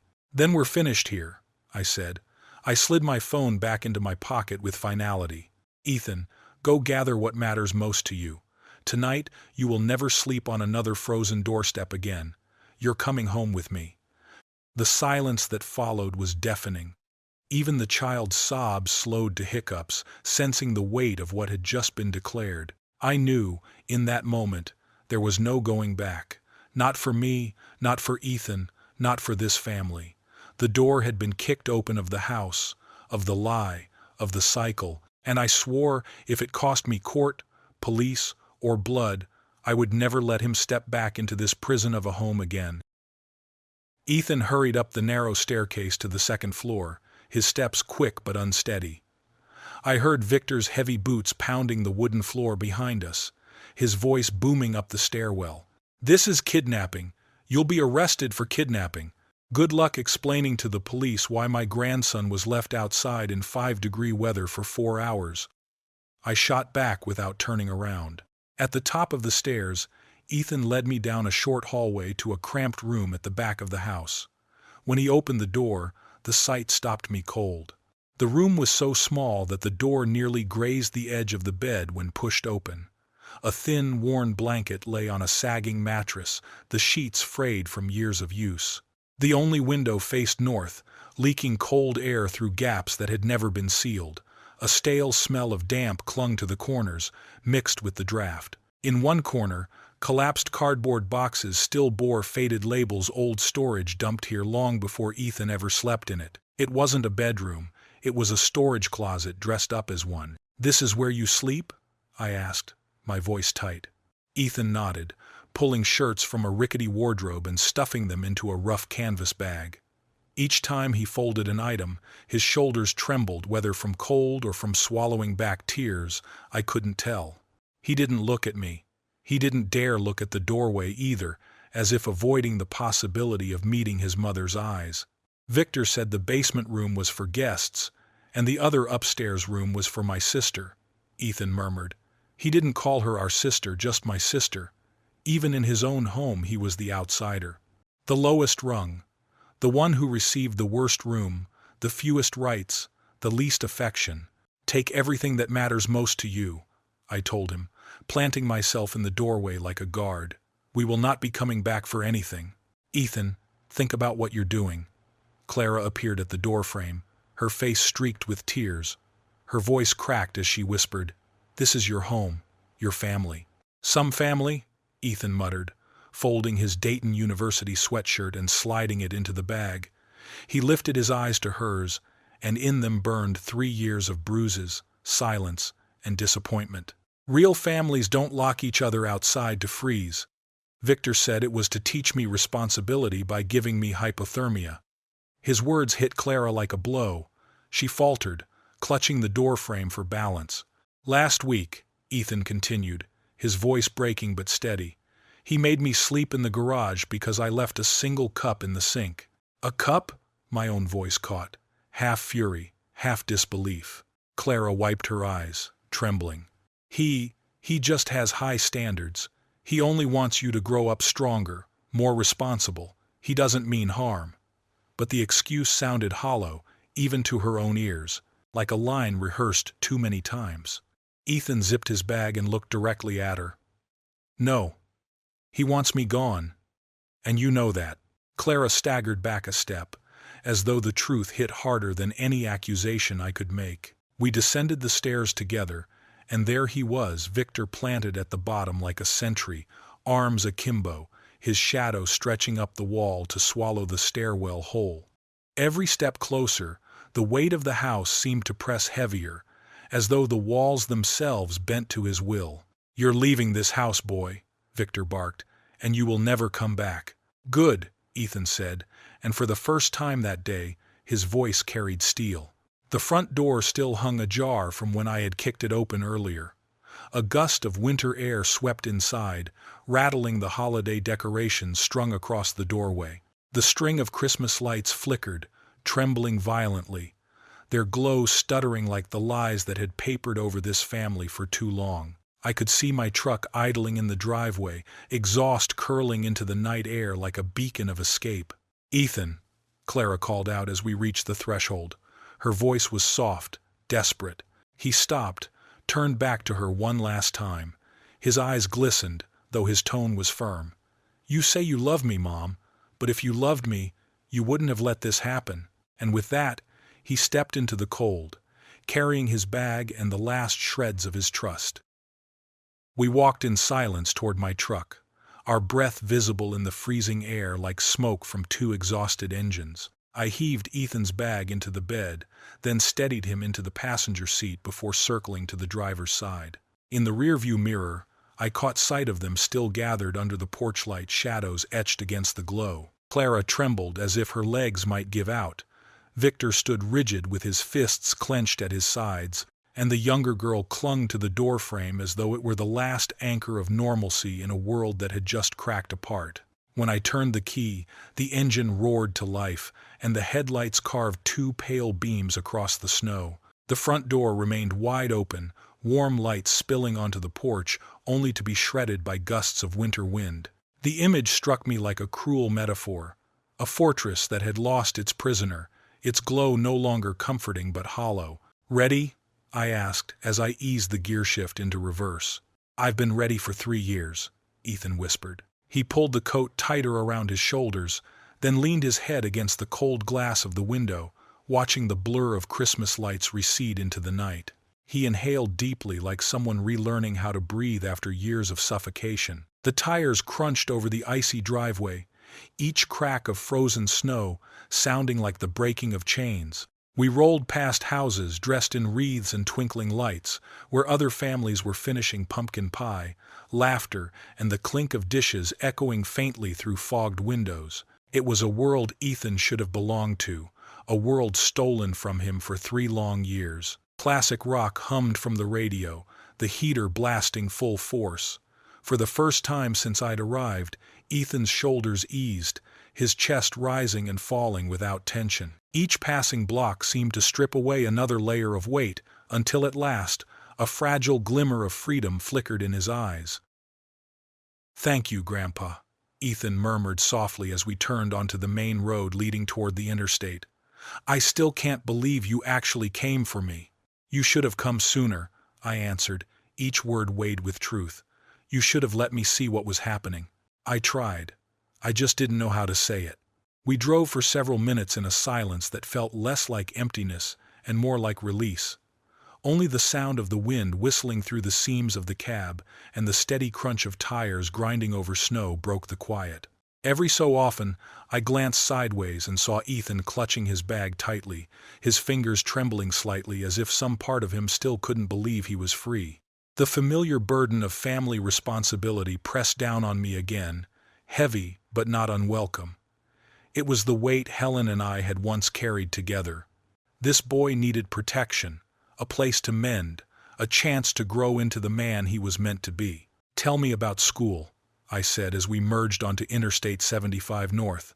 "What are you studying?" "Engineering," he said, his voice steadier now, carrying a spark of pride. "Mechanical engineering, like you worked on back at the plant. Guess it runs in the family." I smiled, picturing Helen's face if she were here, how her eyes would shine with pride.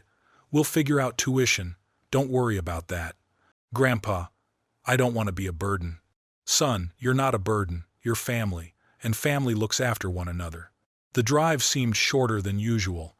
The lane to my farmhouse appeared smaller, 2 trucks parked side by side, but the little house itself glowed like a fortress of warmth against the frozen night. The porch light I had left on as habit now shone like a beacon, scattering golden light across the snow. For a fleeting moment, it almost felt as though Helen were waiting there, welcoming us home. I noticed Ethan pause on the threshold, drawing in a long breath as though he needed to be sure this wasn't a dream. "Home sweet home," I whispered, lifting his bag from the truck and guiding him to the front door.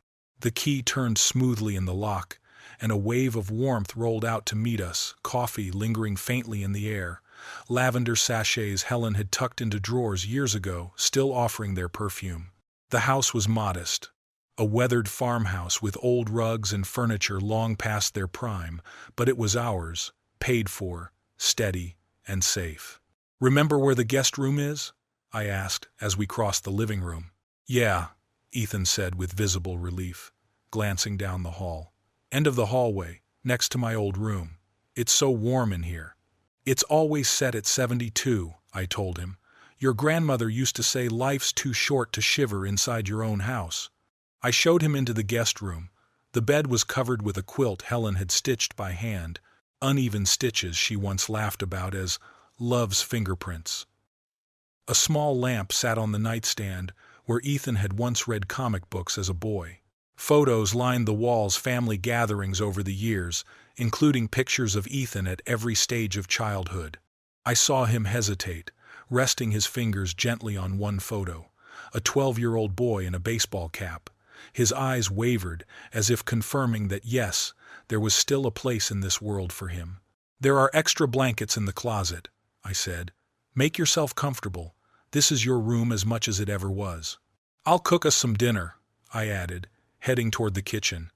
"Nothing fancy. I've got chicken in the freezer and some vegetables that need to be used up."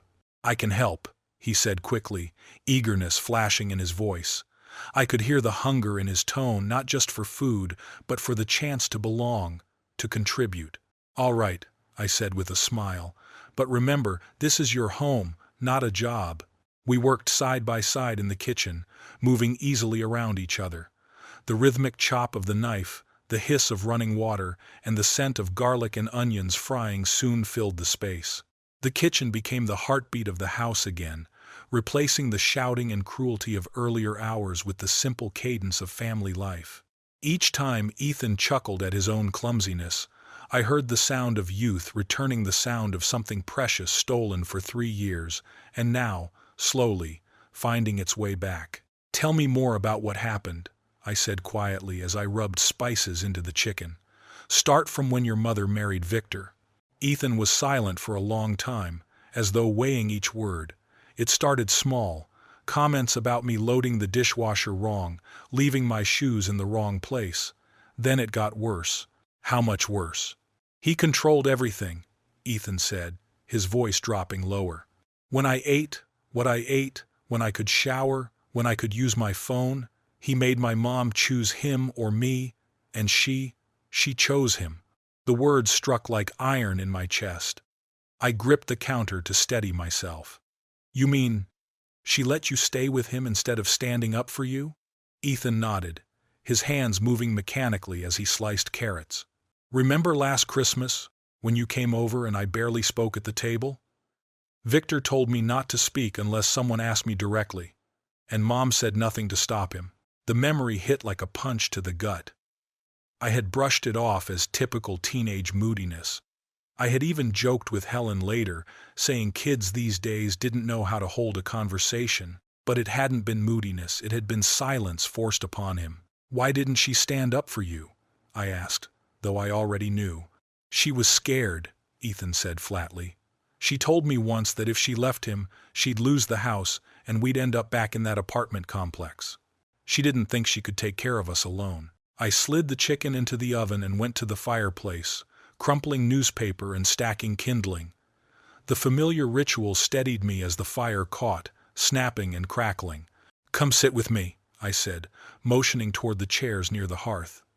Ethan sat down, the firelight painting his face, softening the deep shadows under his eyes. For a fleeting second, I saw Helen there, draping a blanket over his shoulders as she once had.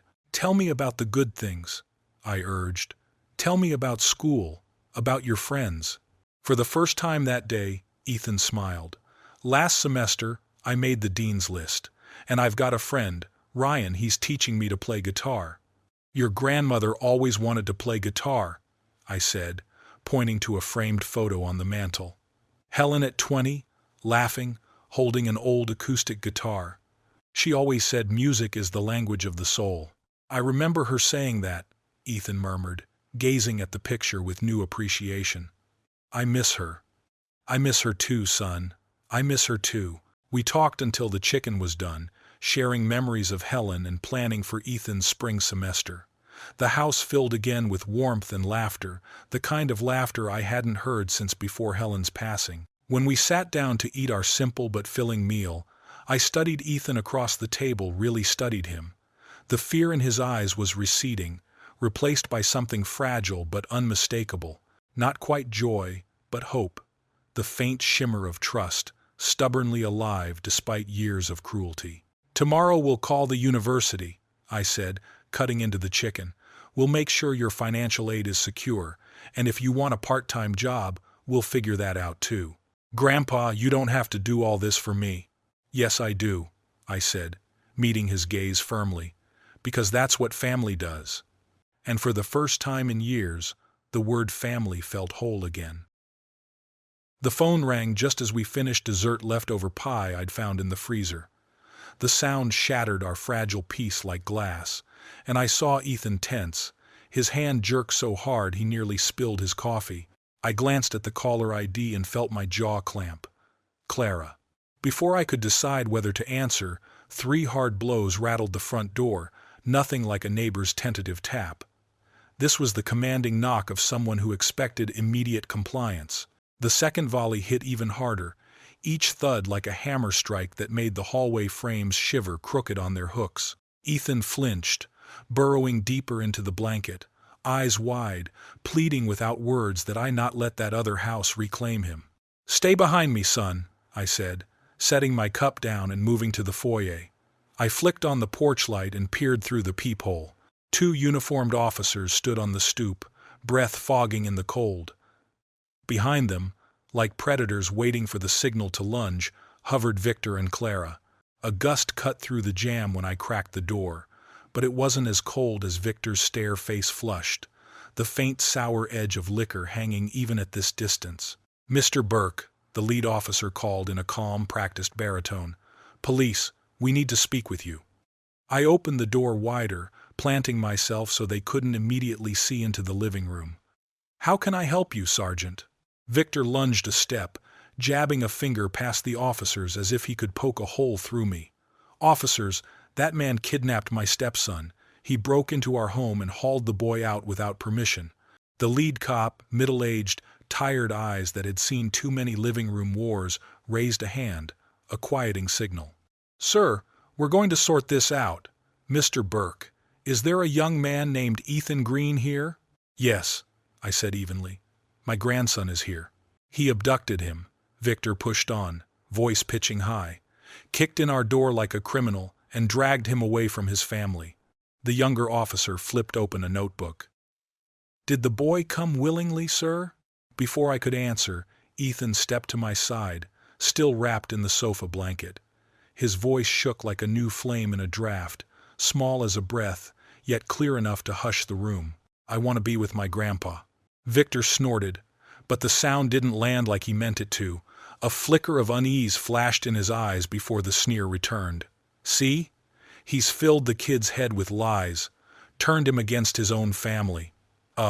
What lies?" I took a measured step forward. "The truth that you left him outside for 4 hours in weather that could kill a grown man. The truth that you've been breaking him down for 3 years? Abuse?" Victor's laugh came out brittle. "I'm teaching responsibility. The boy ruined Thanksgiving dinner. There are consequences." The older cop, Sergeant Miller, I could read now on the nameplate, shifted his weight, wearing the expression of a man who's heard 100 versions of discipline used as camouflage. It was the face of someone who'd witnessed too many domestic tragedies, and not often a child who would stand there and say he needed to be saved from his own home. "Mr. Burke," he said carefully, "let's all step inside and talk this through properly." I stepped back. They entered. Victor shouldered in on their heels. Clara followed a pace behind, eyes down, fingers knotted together at her waist like a penitent who'd run out of prayers. "Let's start at the beginning," Sergeant Miller said, flipping to a clean page. Officer Harris, the younger one, poised his pen. Mr. Green, you allege this man broke into your house and took your stepson. Absolutely, Victor said, squaring his shoulders, trying on authority like a suit that never quite fit. I came home to a busted front door and the boy gone. A neighbor told me an old man forced him into a truck. Forced? I let the skepticism show. Sergeant, I removed my grandson from harm. That's what he keeps saying, Victor cut in, voice gone silky with triumph. The truth is, he's never accepted my marriage to his daughter. He's been itching for a fight since day one. Sergeant Miller turned to Ethan, who had edged close enough that I could feel his shiver, more memory than temperature. Son, did this man force you to leave? No, sir, Ethan whispered. He saved me. Saved you from what? Ethan's eyes flicked to Victor, then back to the officer. The blanket slipped a little from his shoulders, exposing raw windburn and the faint outline of bluish marks along his jaw. When he spoke, the words settled in the room like stones. From freezing to death on the porch on Thanksgiving night, he said, while they sat at a warm table and pretended I didn't exist. From freezing to death on the porch. Officer Harris lifted his pen, eyes narrowing. Explain that, please. Ethan clutched the blanket tighter around his shoulders, gaze dropping to the floorboards. His voice trembled at first, as though afraid his words might vanish into the heavy silence pressing down on the room. This morning I accidentally burned the turkey. Victor pointed at the door and said I wasn't worthy to sit at the table. He locked it behind me and left me out on the porch like a dog thrown from its own home. I stayed there for more than 4 hours, in nothing but jeans and a thin shirt, while the temperature sat at 5 degrees. Victor snapped in immediately, too quickly. He's exaggerating. Maybe an hour at most, and he was dressed warmly. I fixed my eyes on him. Sergeant, I have the truth. When I arrived at 3:15, my grandson was still out there. He'd been sitting on those steps since 11 o'clock that morning. Shirt sleeves, denim, nothing else. Sergeant Miller's expression sharpened. Sir, did you in fact make the boy sit outside as punishment? Victor leaned back, folding his arms, a bitter smile twitching across his lips, as if smugness could paper over cruelty. For a short while, yes. But he's making it sound worse than it was. Teenagers need firm discipline. Sometimes you have to be strict. Clara and I agreed. No, Ethan cut in, voice rising with sudden strength. She didn't agree to anything. She just didn't stop you. Every gaze swung toward Clara, who had stood silent until now. She hovered near the door like someone ready to flee, fingers knotting the hem of her green dress so tight the knuckles went white. Her eyes flickered between Victor's expectant glare and Ethan's pleading look. Mrs. Green, Sergeant Miller said gently, lowering his voice, we need to know what really happened today. Victor shifted a step closer to her, his bulk casting her into shadow. His eyes gleamed with warning. This wasn't the stance of a husband offering support. It was the silent threat that had kept her voiceless for years. Go on, darling, he murmured, just loud enough for all of us to hear.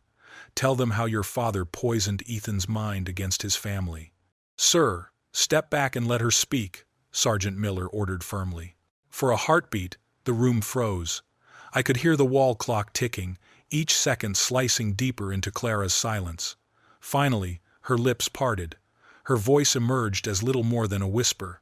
This morning, Ethan burned the turkey, and... Sergeant Miller leaned forward. And? Her throat bobbed as she swallowed. Victor was furious. He said Ethan needed to learn responsibility by sitting outside in the cold. Her voice cracked. Each word dragged from her chest like a confession torn out after years of silence. He said it would teach him to be careful. How long was he outside? Ma'am? Her eyes darted toward Victor rigid, face taut with barely contained rage. She blinked, and the tears spilled over. Since about 11 o'clock, until my father arrived at 3:15. Officer Harris scribbled quickly. More than 4 hours. In 5-degree weather. Victor lunged in with desperation, voice brittle. She makes it sound worse than it was. The boy could have come in any time if he'd just apologized, shown some remorse. No, he couldn't, Clara said suddenly, louder than I'd ever heard her. Every head whipped toward her. You locked the door. You told me not to open it no matter what. You ordered me to leave my son out there." The silence that followed was suffocating. Victor's face drained of color, then flushed red, then pale again. "Clara," he hissed, voice low and lethal. "What are you doing?" "I'm telling the truth." She turned toward Ethan, tears streaming, and for the first time in 3 years her voice didn't waver. "For 3 years I've lived like a shadow, repeating your excuses, staying silent while you broke my son down. Tonight is the first time I've spoken the truth, and I won't go back." Sergeant Miller leaned forward, his tone deliberate. "Mrs. Green, has this type of punishment ever happened before?" "Yes." The word burst out of Clara as though it had been caged for years. Her voice quivered at first, then grew stronger, each syllable like a stone hurled against the wall of silence that had bound her. "He forced Ethan to sleep in the garage, in the basement. He locked him out of the house overnight. He controlled when my son could eat, when he could shower, even when he was allowed to speak at the dinner table." Her words spilled faster now, her hands trembling in the air as though tearing apart 3 years of submission. Every confession was a blade slicing through the chains that had shackled her. "Clara, that's enough!" Victor roared, his mask of composure crumbling at last. His eyes burned red, sweat beading at his temple. He staggered a step backward toward the door, like a cornered animal desperate for escape yet clinging to arrogance. "You don't know what you're saying. You're destroying everything we built." "Everything we built?" Clara's fury ignited, her voice ringing with years of suppressed rage. "What did we build except fear and misery? Look at my son, look at what you did to him." I turned to Ethan. His expression shifted, as if a crushing weight had finally lifted. For the first time in 3 long years, he saw his mother rise, not as a silent shadow, but as a shield. The doubt and self-blame that had haunted him cracked apart, replaced by something fierce and undeniable, recognition that someone else saw the truth. Sergeant Miller stepped forward, his hand already reaching for the cuffs at his belt. "Sir, turn around and place your hands behind your back." "This is absurd," Victor bellowed, his voice breaking as he backed into the doorway. "You're going to arrest me on the word of a bitter old man and his delusional daughter?"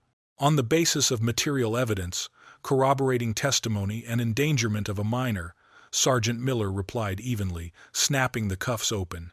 "You have the right to remain silent."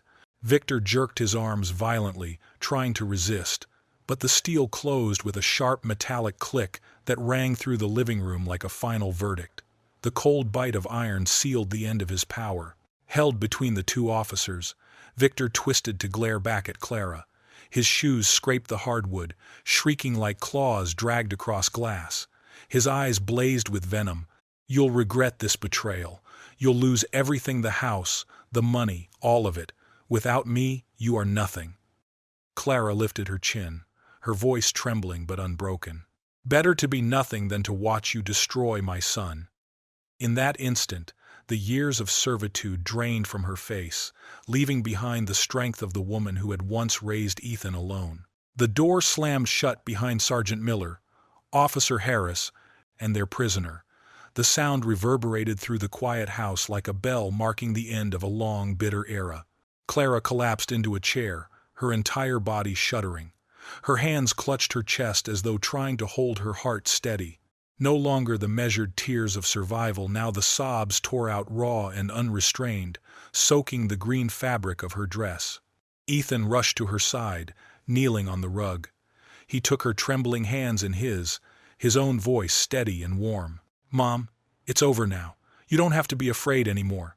His thumb brushed away her tears, and in his eyes I caught a light I hadn't seen in years, the glow of hope, of forgiveness. "I'm sorry," Clara whispered, her words broken but true. "I should have protected you. I should have been stronger." "You were strong tonight," I said quietly from my chair near the fire. "When it mattered most, you chose your son over your husband. That took courage." The fire crackled in the hearth, casting golden light over our faces. For the first time in years, the house no longer carried the weight of silence or fear. It had become what it was always meant to be, a refuge for truth, for courage, and for the fragile rebirth of family. Ethan lifted his eyes toward me from where he knelt beside his mother's chair. "What now, Grandpa?" "Now," I answered softly. "We heal. Slowly, step by step. But we will heal." 4 months later, golden sunlight poured through my kitchen window, striking the cast-iron skillet where Clara was flipping pancakes. The scent of warm butter and sweet syrup filled the room, banishing the last chill of those darker months. Ethan sat at the table, his fingers absently worrying the edges of a letter already creased from being read too many times. "A full scholarship," he said for perhaps the 10th time that week, his voice caught between disbelief and joy. "They're really paying for me to go to school." His eyes flicked up to mine, shimmering with wonder, like a child being recognized for the very first time. "That's what happens when you're bright and you work hard," Clara replied, sliding a fresh stack of pancakes onto his plate. She looked different now, lighter, freer. The woman who once shrank into silence had found her ground again. Even the way she set the plate down, or pulled a chair up, carried a quiet confidence. Her wedding band was long gone. In its place, a simple silver ring she had bought herself, a small but powerful symbol of ownership over her life. The part-time job at the library had given her independence, and the divorce settlement provided enough for a fresh start. "Your grandmother would be so proud," I said, wrapping my hands around a steaming mug of coffee.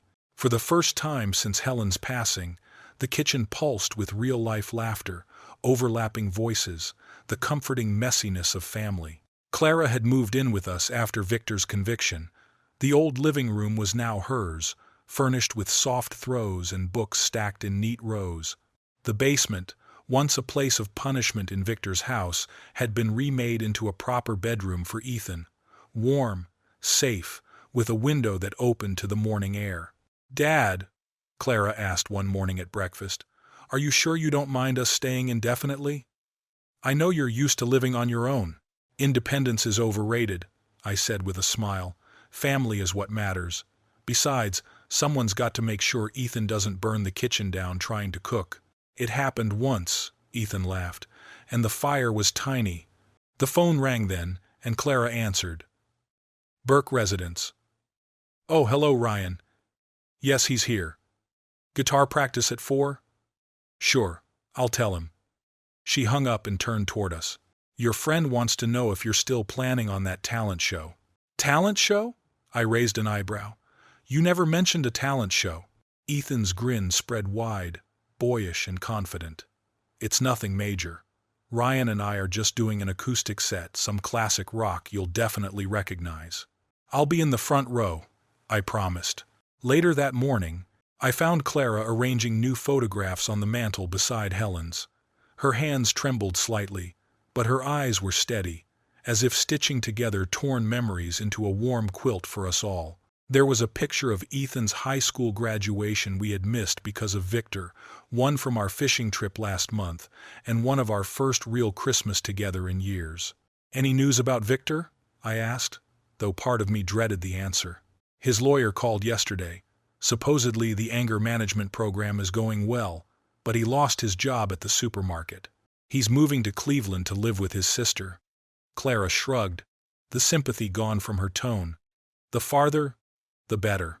"I sometimes feel pity for him," she admitted quietly.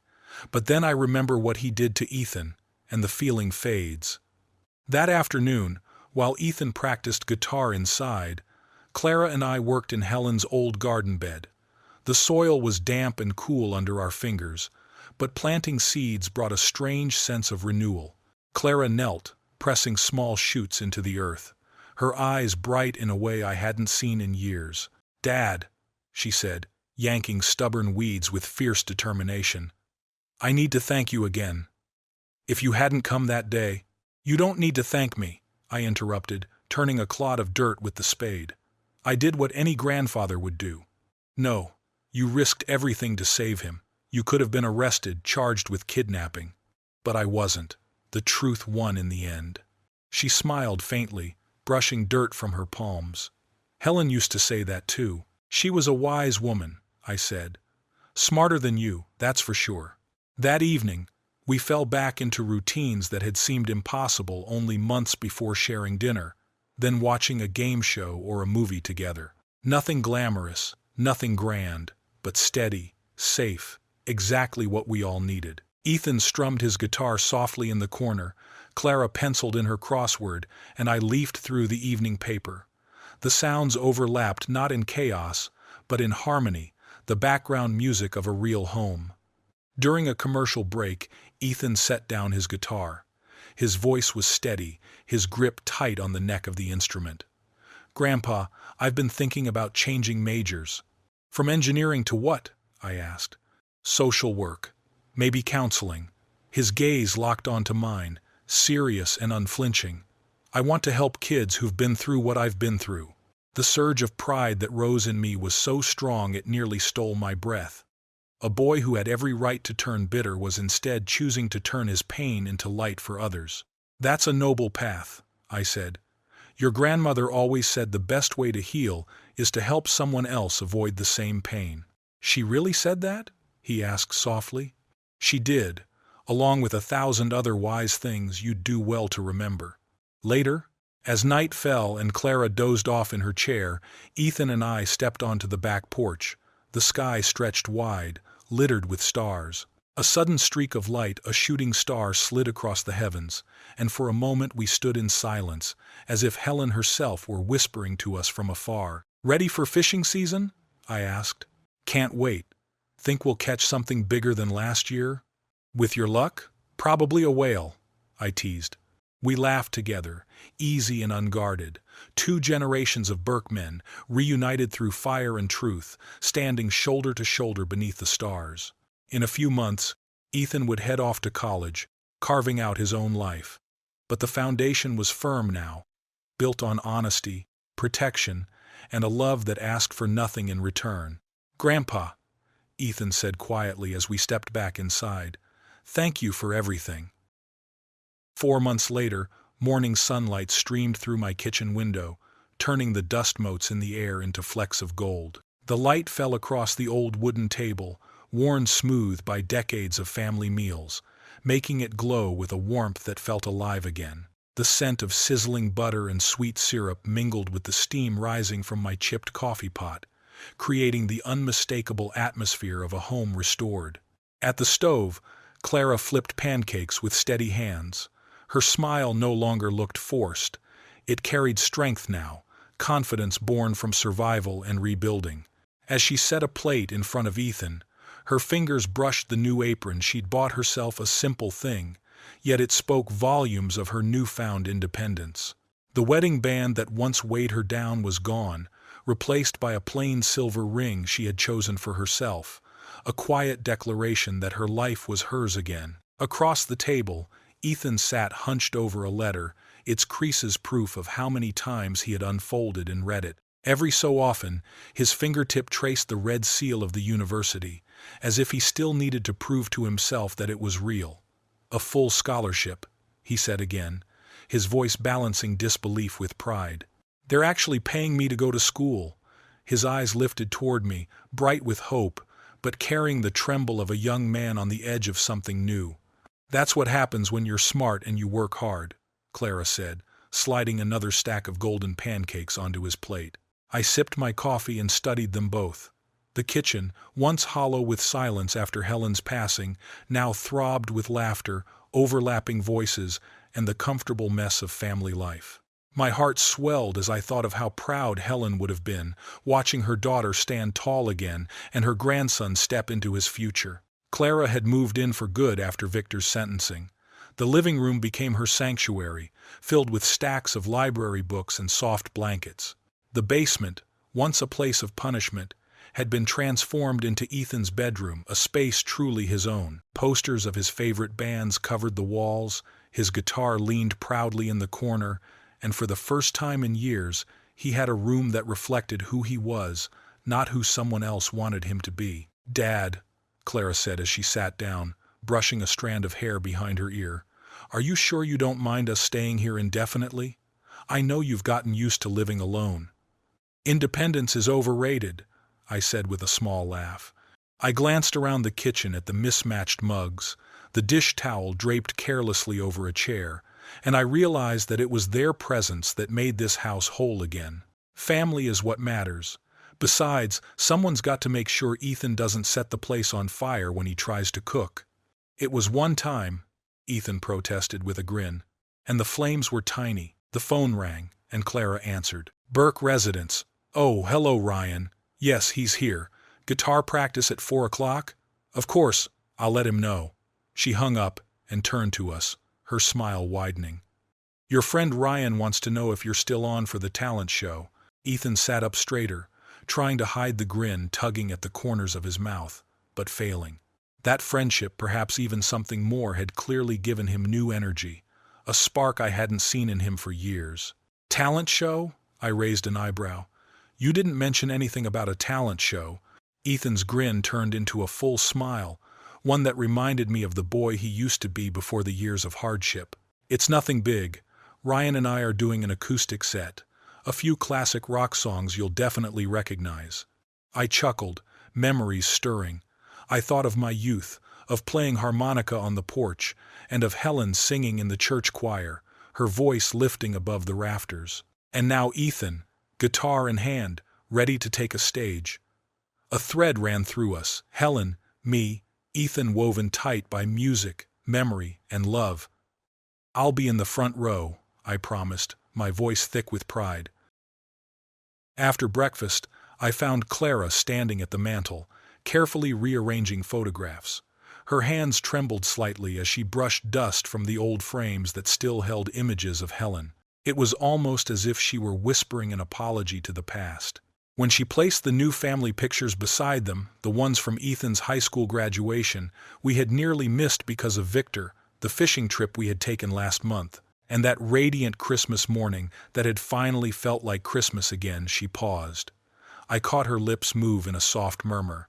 Mom, I finally did the right thing. Any word from Victor? I asked, though I wasn't entirely sure I wanted to know. Clara crossed her arms, her gaze drifting out the window toward the garden. There was no fear in her posture now, only finality, like a door that had been firmly shut. His lawyer called yesterday.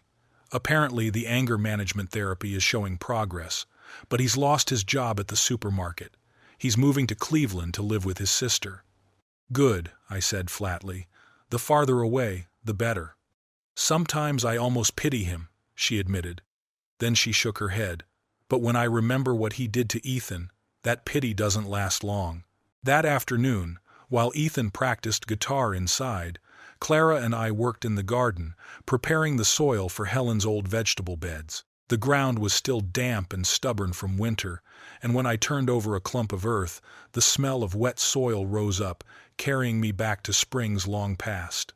I could almost see Helen there again, kneeling in the dirt with her apron streaked in mud, laughing as though even chores were something to celebrate. Clara noticed me pause and smiled faintly. You're more like her than you realize, Dad, aren't you? I swallowed hard, blinking against the sunlight. She had more patience for weeds than I ever did, I muttered, but my voice betrayed the ache of memory. Clara bent down to press a seedling into the earth, her movements steady, purposeful. For the first time in years, there was light in her eyes, not just survival, but hope. That evening, we returned to a new rhythm that was becoming comfortingly familiar. We ate dinner together, nothing fancy but filling enough, and then settled into our separate corners of the living room. Clara puzzled over her crossword, tapping her pencil against the table as she searched for the right word. I rustled through the evening paper, the sound of its pages marking time. And Ethan, tucked into the corner with his guitar, let the strings hum softly. The house filled with these small sounds, paper, pencil, music, woven together into a quiet symphony of ordinary family life. Just a few months earlier, such peace would have felt impossible. At one point, Ethan began to strum a melody Helen had always loved. The notes floated gently through the room, and all three of us paused, Clara mid-scribble, me with the paper half-folded in my lap. None of us spoke, but in that fragile moment, it felt as though Helen herself was with us, her presence filling the space not as an absence, but as warmth. It was not excitement, nor glamour, but it was exactly what we needed. Predictable, peaceful, safe. a new normal, a home again. During a commercial break, Ethan looked up from where he sat with his guitar resting across his knees. His eyes held a weight that made me put my newspaper down. "Grandpa," he said, voice steady but hands nervously clasped together, "I've been thinking about changing my major." "From engineering to what?" I asked, curious but already sensing this was no small admission. "Social work, maybe counseling." He set the guitar aside and leaned forward, his palms pressed together as though gathering all the courage in the world. "I want to help kids who are going through what I went through." He didn't just speak it, his eyes lit with a fierce, quiet fire, the kind that belongs to someone who has finally found his true purpose. Pride swelled in my chest so fast it almost robbed me of breath. Here was a young man who had every reason to turn bitter, who could have let his scars harden him. Instead, he wanted to turn his pain into light for others. "That's a worthy goal," I told him. "Your grandmother always said the best way to heal our wounds is to make sure others don't have to carry the same ones." As I spoke, I could almost see Helen in her garden again, dirt under her nails, and that tender smile on her face as she bent over the rows of vegetables. "Pain only heals when it becomes a lesson for someone else," she once told me. And standing there, I knew she would be proud of Ethan's choice. Night fell, and Clara soon drifted asleep in her chair. Ethan and I stepped out onto the back porch, the boards creaking under our weight. The air was cool and sharp, but nothing like that cruel Thanksgiving night when I had found him freezing on Victor's steps. Tonight the cold carried no threat. We stood side by side, gazing up. The sky was a vast canvas of stars, their silver light spilling over Martha's old vegetable garden. The faint chirping of crickets mingled with the whisper of the wind slipping under the eaves. For a moment, it felt as though Helen herself was watching from somewhere beyond, her garden bathed in starlight as a silent reminder that life had grown here before and could grow again. "Fishing season's almost here," I said, breaking the quiet. Ethan smiled, his breath fogging in the night air. "I can't wait. Think we'll catch anything bigger than last year?" "With your luck?" I chuckled. "We'll probably land a whale." We both laughed softly, then fell into a silence that wasn't empty but full of everything we had endured and everything that still lay ahead. 2 generations of Burkemen, standing shoulder to shoulder, finally bound not just by blood but by truth and survival. When we turned back toward the warm glow of the house, Ethan reached out and set his hand firmly on my shoulder. His touch was steady, almost adult, but to me he was still that boy I had once feared might not survive the winter. "Grandpa," he said, his voice low, "thank you for coming to get me. Thank you for being worth saving." The words struck deeper than he could know.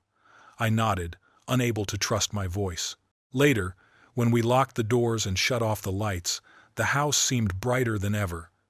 Inside its walls lived 3 people who had finally learned that family is not just blood. Family is showing up when it matters most, speaking truth when silence would be easier, and protecting those you love no matter the cost. Helen would have been proud of us. I was certain of it. And as the firelight flickered against the glass of our wedding photo on the mantel, I could swear her smile shone warmer than it ever had before. The house glowed with warmth and safety as we locked up for the night, a shelter that no longer carried the echoes of fear but the promise of healing. 3 souls under one roof had learned that family was not only blood, it was showing up when needed most, speaking the truth even when it hurt, and protecting the ones you loved, regardless of the cost. Helen would have been proud of us all. Ethan carried that truth with him in the weeks that followed. Between classes, guitar practice, and afternoons spent in the garden with his mother, he began speaking more often about the future. The suffering he had endured under Victor's roof no longer defined him, it was slowly transforming into purpose. One evening, after a long day of chores and laughter, he set his guitar aside with unusual care. His hands trembled faintly, but his eyes were steady, as though he was about to entrust me with the most important secret of his young life. Leaning across the kitchen table, he spoke in a quiet, deliberate tone. "Grandpa, I know I could stay on the path of engineering, but my heart keeps telling me something else. I want to take what happened to me and turn it into strength for others. Maybe social work, maybe counseling for kids. I want children who feel alone to know they are not. I studied him, the same boy I once found shivering and broken on a frozen porch, now speaking with the conviction of a man determined to heal the world. The change nearly overwhelmed me. "Ethan," I said slowly, "your grandmother always believed that no pain was wasted if we used it to bring light. She told me once in the garden, with soil still on her hands, suffering only finds meaning when it becomes a lantern for someone else." She would have stood right here, beside me, blessing this choice of yours. His eyes gleamed with a new fire. It was not the harsh fire of anger, but the steady flame of compassion. No longer shadowed by fear, his gaze carried the quiet certainty of someone who had discovered his path. "I don't want revenge," he whispered, voice firm. "I just want to make sure no one else ever feels the way I did." Across the room, Clara lifted a hand to her mouth, stifling a sob. She crossed the space between them and rested her trembling hand on his shoulder. For the first time in years, she did not look at her son with anxious worry but with awe and pride in the man he was becoming. In that moment, I realized healing is not only about erasing pain, it is about planting something new where the wounds once were, and Ethan had chosen to plant purpose. Out in the garden, the first shoots of spring had already begun to push through the soil Helen once tended. I thought of Ethan and understood. He, too, was sowing seeds not of vegetables, but of compassion. A new season was coming, and somewhere beyond the stars, Helen was surely smiling, blessing the growth she had always believed in. When night finally settled, and Clara drifted asleep in the armchair, Ethan and I stepped out onto the back porch to breathe in the cool evening air. Above us stretched a sky blanketed with stars, glimmering like countless lanterns scattered across the heavens. I pointed toward the Big Dipper, the constellation Helen had always loved, and I caught the way Ethan's eyes lit up as if he were trying to trace a line between himself and the past that had shaped us both. "Ready for the fishing season to begin?" I asked, hands tucked into my pockets. "More than ready," he said with a grin. "Who knows? Maybe this year we'll reel in something as big as half the boat." I chuckled, clapping him lightly on the shoulder. "With your luck, boy, we'll probably end up pulling in a whale that sings lullabies." We both laughed, and then fell into a silence that was anything but empty.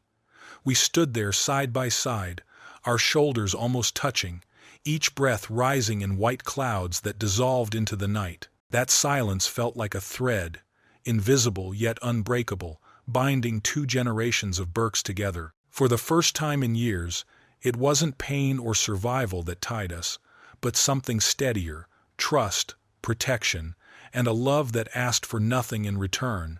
A few minutes later, as we turned back toward the house, Ethan's voice broke the stillness. His tone wavered, and yet his eyes shone bright as a small star. "Grandpa, thank you for coming to get me. Thank you for showing me that some people really are worth saving." I felt his hand settle firmly on my shoulder, a gesture carrying both the strength of a young man and the vulnerability of the boy he still was. My throat tightened, but I simply nodded, letting the moment say the rest. Inside, the house glowed warmly, its soft yellow light spilling across the photographs on the wall. As we locked the door and prepared for bed, I looked around and realized that three people, bound not just by blood but by presence, truth, and the courage to protect one another, had finally found home again. Somewhere beyond the night sky, I knew Helen was smiling, her pride reflected in every star above us. If this story touched your heart, don't forget to give it a like, subscribe to the channel, and share your thoughts in the comments below. I'd love to hear your perspective. And if you're ready for the next chapter, simply click the video on the left. Thank you for watching and for being part of this journey with us.